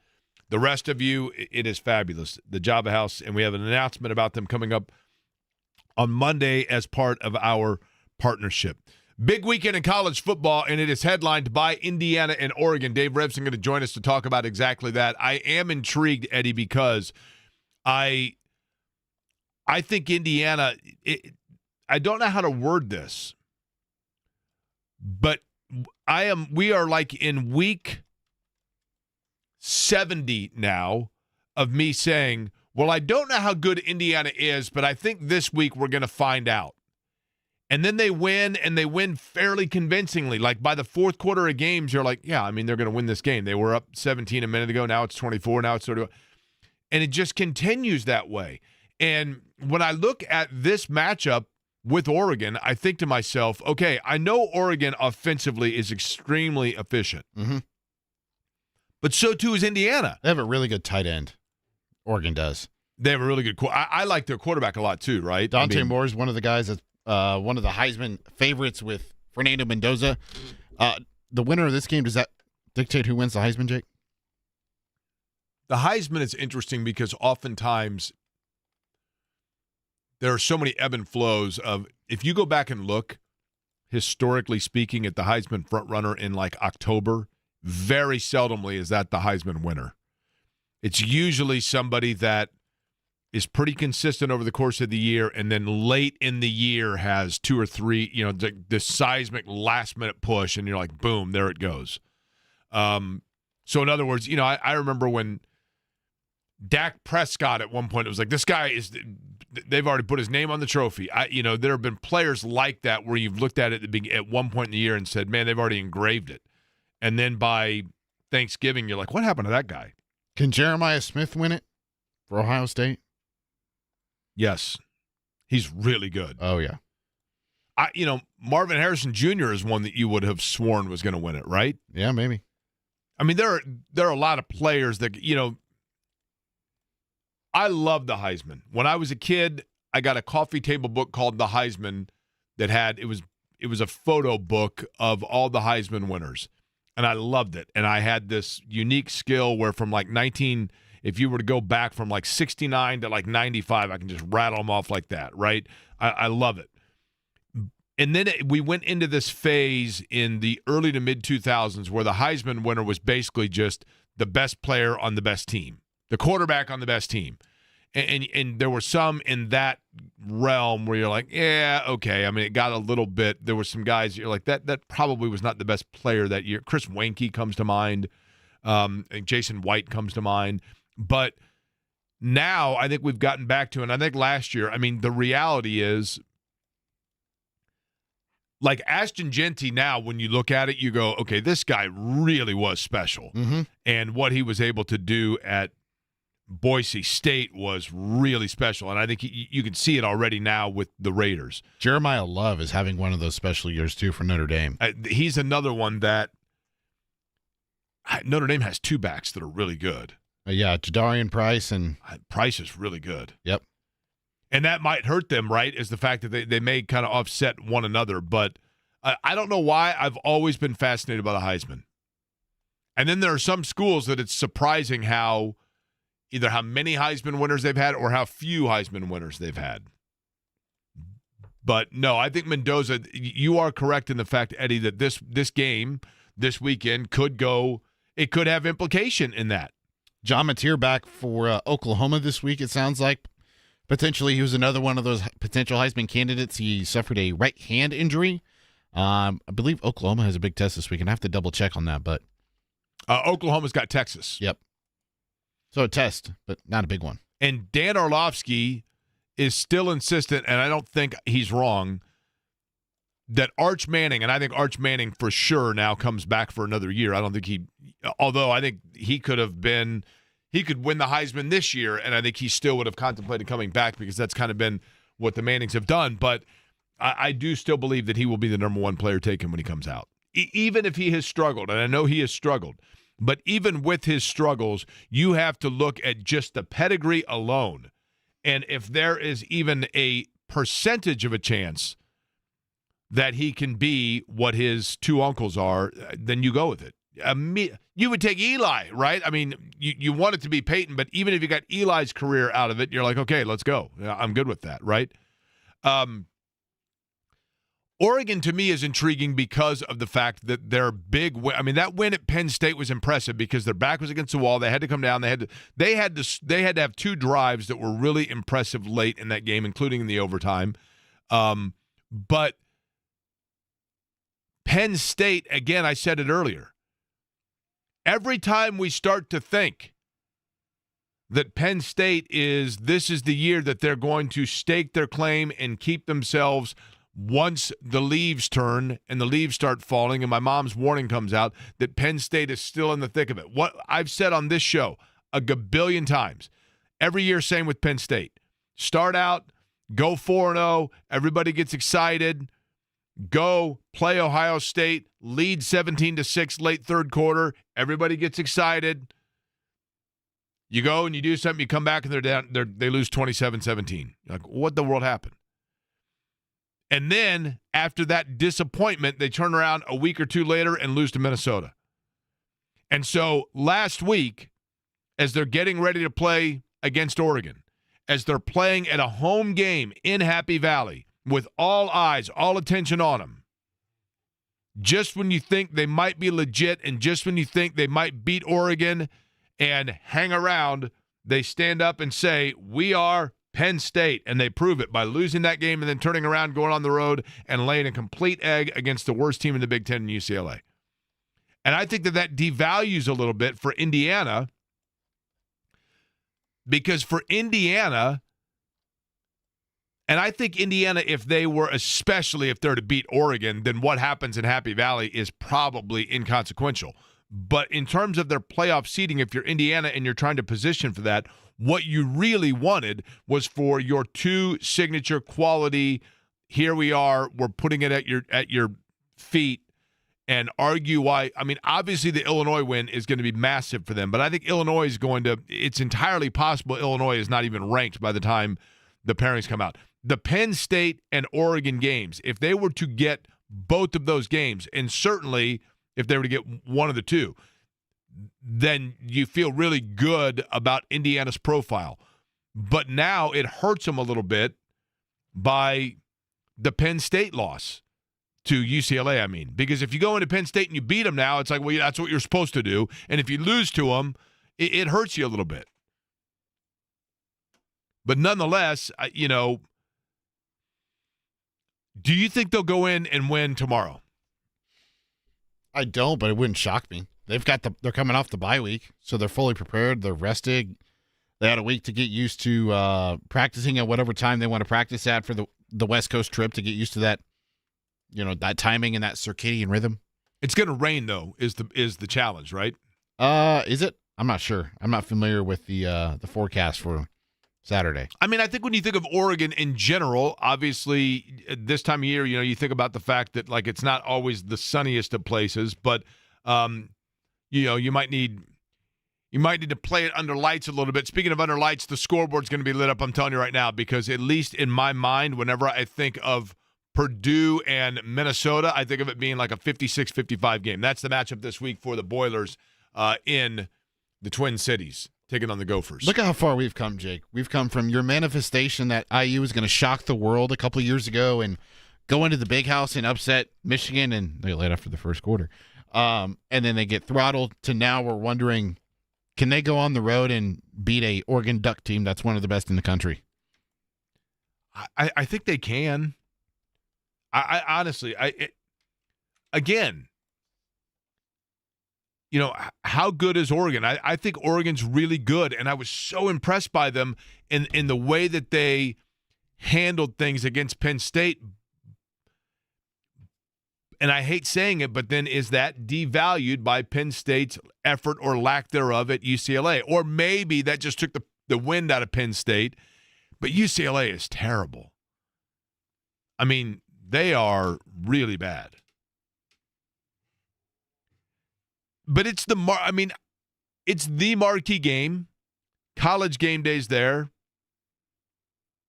And Cignetti has that, swagger about himself. Again, I go back to, I think last year when he went on College game day just before the Indiana-Notre Dame game, he almost lost sight of what show he was on and what the moment was. It was almost bizarre. It was like I think he looked over and saw McAfee there and thought for a second that he was on that show, and literally vapor locked on the fact that he was getting ready to see his team play in a college football playoff game and was on the pregame game day, and that seemingly and then he went out and they all kind of vapor locked. But we'll find out more about that and the slate of Big Ten games, because joining us now on the Java House Peel and Pour guest line, he is a friend of the show. You see him on the Big Ten Network. Dave Revsine joins us to talk primarily Indiana and Oregon. Dave, how are you? I am doing well. What's going on, Jake? I'm still, Dave, I just said, I feel like I'm in week 50 of saying to myself, is this the week we find out if Indiana's for real? Because it just still feels surreal, right? And the fact that here it is, top 10 matchup with Oregon, and yet I don't know, with Oregon, I mean, they always have that time of year, Dave, that's called Separation Saturday, where just teams kind of separate from one another with big matchups. Is this one of them, or in reality, is this a game that so long it stays close, it doesn't derail either team's postseason hopes? I think the latter, Jake. I think these are both really good teams. I mean, they're both in the top 10 in the nation in scoring offense and scoring defense. I don't think there's an obvious weakness that we've seen with either one of them. I think they're both really good. They've both had some games where they played better than other games.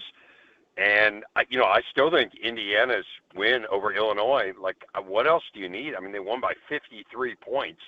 It's crazy to me that there's still people who are doubting Indiana. And I don't think, if you go into Oregon and don't win at a place where, the home team has won the most consecutive games of any stadium in America, somehow that's going to reflect poorly on Indiana. I just don't get it. I don't know what else they have to do. But obviously, were they to go in and win, I mean, I think this whole thing would hit a totally different level. I mean, you might be looking at an Indiana team that's ranked second in the nation, or depending on what happens in Champaign. I mean, this could be a seismic win, as I'm sure you know. They've never won a road game against the top 5 team in the history of the program. I mean, this would be in some ways the most impressive win in the history of Indiana football. So it's a huge opportunity, but I just think that if they don't win, I don't think that tells us anything other than they're playing a really good team tomorrow. I watched Oregon, like most, against Penn State. And, Dave, where I was so impressed was, say what you want about Penn State and, their disappointment a week later in the Rose Bowl. But to go into Happy Valley in a whiteout like that, in a hostile environment, Oregon not once but like 2 or 3 times in the last 10 minutes of that game had to have drives of complete pinpoint accuracy and did exactly that. I thought offensively they looked as efficient as anybody I've seen in quite some time in those situations. But what is the overwhelming strength and presentable weakness of Oregon as you look at what Indiana is going to try to exploit? I think that you can run the ball on Oregon to go to the weakness. And we've seen some teams do that. I thought Northwestern ran the ball pretty well on them. So that would be the one area. And obviously, as we know, Indiana started the year over 300 yards, 4 straight games running the ball. And then you're just not going to do that to Iowa. Iowa's just too good defensively. But I think that's the one area of weakness that I could find, or relative weakness. I still think Oregon's got a good run defense. As far as strengths, I'd say pretty much everything else. I just think they're really, really good. I think you could make an argument they're the most complete team in the country. To your point, Dante Moore is just great. He's got very talented wide receivers. DeCourcy Moore is outstanding, the freshman wide receiver. They've got talented running backs.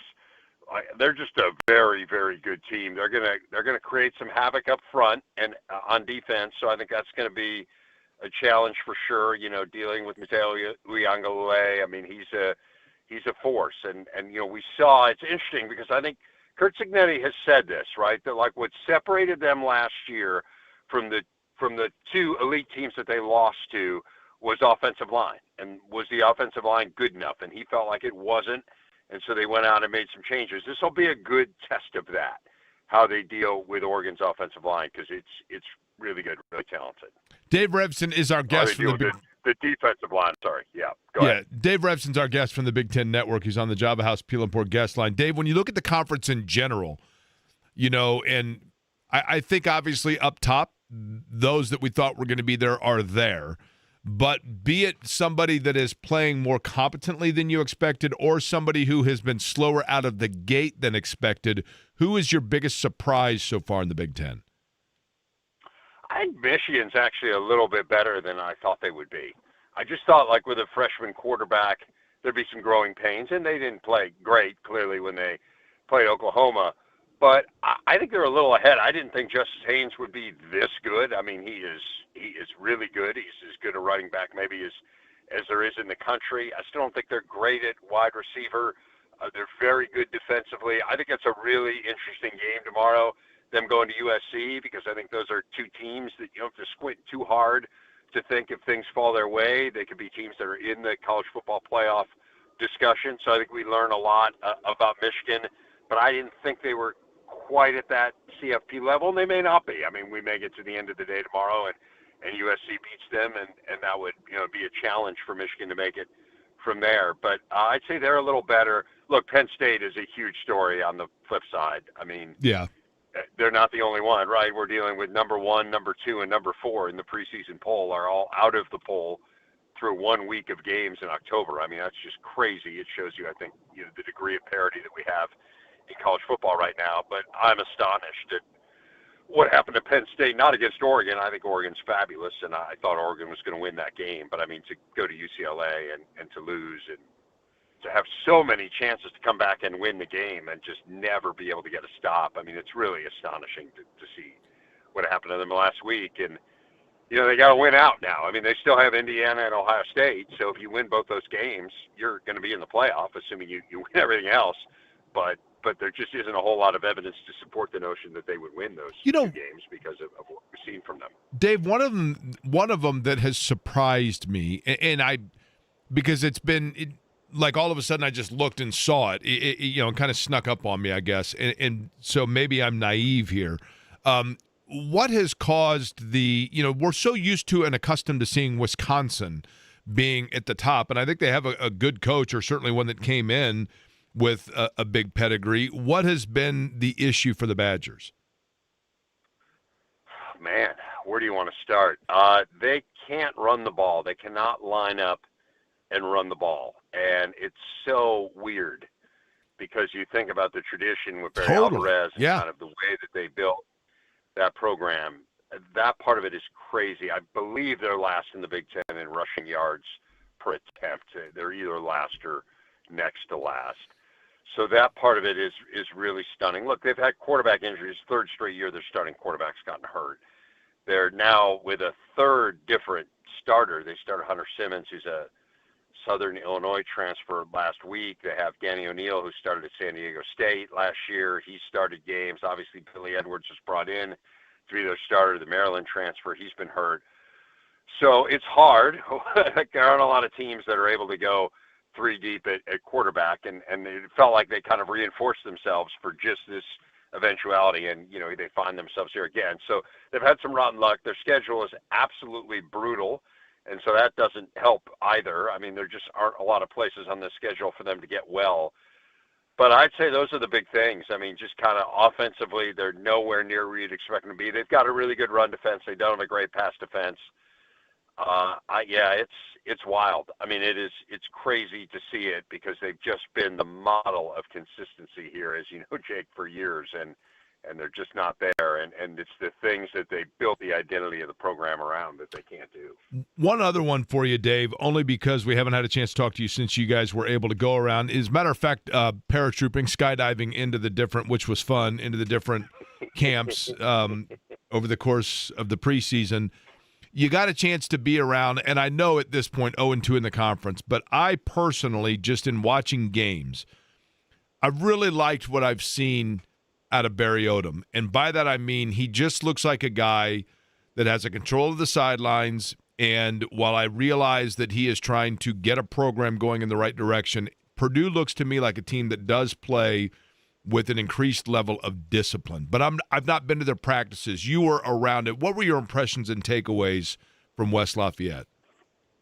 Well, I would just say, first of all, I agree with everything you said about Barry Odom. He's great. Like, he's just totally buttoned up. He gets it. I can see where players would really like him. He has a low-key demeanor to him that I think would be really relatable for young people.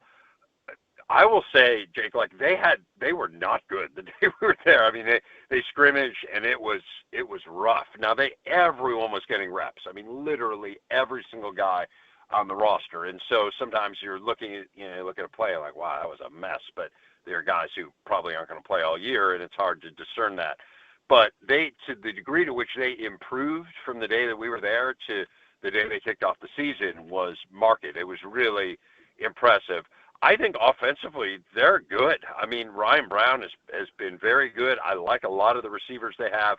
It's been a little bit more of a challenge to stop people defensively. Sometimes that takes longer. I just think it's harder to out-scheme people defensively. Like, ultimately, you still have to make the tackle, and they just haven't necessarily been able to do that. They haven't necessarily been able to cover in the way that they want to. But I have 100% belief in that he's the right guy, and that they'll turn this thing around here sooner rather than later. Like, I don't think this is going to be this kind of laborious build that we used to see, because in this day and age, you can turn things around much more quickly, evidence what's happened in Bloomington. So, yeah, I agree with you. I think they got the right guy. I just think, like, fitting all those pieces together, it's not going to happen overnight, but I think they've got a good plan, and I really, really like the direction of that program. Going to be a really busy slate of games in the Big Ten coming up, obviously, as it is each and every Saturday. Dave Revsine, Big Ten Network, lifelong White Sox fan, but Cubs with a chance to punch their ticket to the NLCS tomorrow. Do you get on the Cubs bandwagon? I can't recall if you are one of these that's like a North and South Side fan. No, I do not in any way get on the Cubs bandwagon. I would say I I have softened somewhat in my old age. There was definitely, for years I was just like, if the Cubs win the World Series, I'll just have to leave the country. But once the White Sox had won it, I saw it was a really special moment for me, and I don't want to, take up time, talking about the 2005 Chicago White Sox, so I'm sure is of huge interest to your listenership. It Indy, but it was the last game, as you know, like my dad passed away in 2007, and it was a huge sports fan. That's the reason I'm a sports fan. The last sporting event I went to with my dad was Game 2 of the World Series, Scotty Pitsedek, the walk-off home run in the rain, and it is a memory I'll take with me forever. And I have so many friends who are Cubs fans and who I wanted to see experience something similar with special people in their lives. So I was happy when the Cubs won it, but now that they've done it, I don't need to see them do it again. Yep. So no, I'm all in on the Brewers, and it was a tough night last night, but Yeah. He's wearing his throwback Cecil Cooper jersey as we're talking. Yes. I mean, it's just where I am. Like, look, like I want to pretend I'm like a nice guy, but I mean, everyone has their limits. So those are mine. Yeah. I said, Dave, I'm telling you, and my parents are huge Cubs fans. I grew up a Reds fan. I said when the Cubs were on the cusp of it in 2016, I'm like, look, it's great if you win a World Series, but once you win it, Cubs fans, you just become another obnoxious fan base, right? The lovable loser mantra is gone. You're just another fan base. So I get it. So go Brew Crew, right? I'm with you. Can Raleigh Fingers come in and close the thing out? We'll see. That's right. Better known as the president of the Gordon Thomas fan club, Dave Revsine, on the Java House Peel and Pour guest line. Dave, appreciate it as always, man. Enjoy the games this weekend. All right, good. Great to talk to you, Jake. All right, Dave Revsine of the Big Ten Network joining us. All right, it is our Friday. Interesting, Eddie, you'd mentioned that we gave away the Kansas tickets earlier, right? Yeah. And when we did, you said it was Evan that had a note for me when you were getting the information from him. Is that right? That is correct. And that note was? He said he wanted to thank you for spreading the message about Franciscan health and the heart screenings because he went and got one recently and everything came back A-OK. But he said the process was very easy and that he's thankful that he went through it because now he's aware of how easy it is to get a $40 heart scan. Love it. That is the peace of mind that comes with that and a heart health risk assessment. One of the things that we do each and every Friday is tell you about that and a Franciscan Health Feel Good, Good for the Heart Friday. And for this Friday, we go to somewhere that I wasn't even aware of until about a month ago. I'll explain next.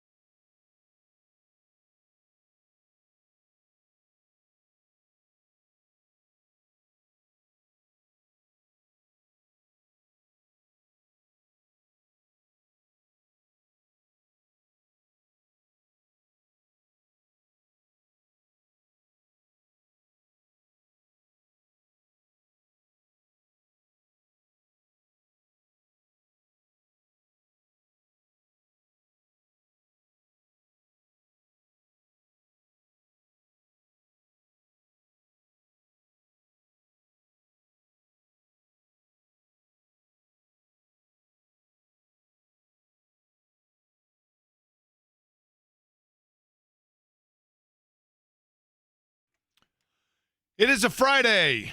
It is the bottom of the 2 o'clock hour. You know what that means. Franciscan Health Feel Good, Good for the Heart Friday. Bringing you the stories of, oftentimes I like for it to be a high school athlete that just does something that makes your heart feel good. And if you know of an athlete, you know of a story, you know of, sometimes it might be an underdog, sometimes it's somebody that simply did something spectacular. I would love for you to pass along that information to me.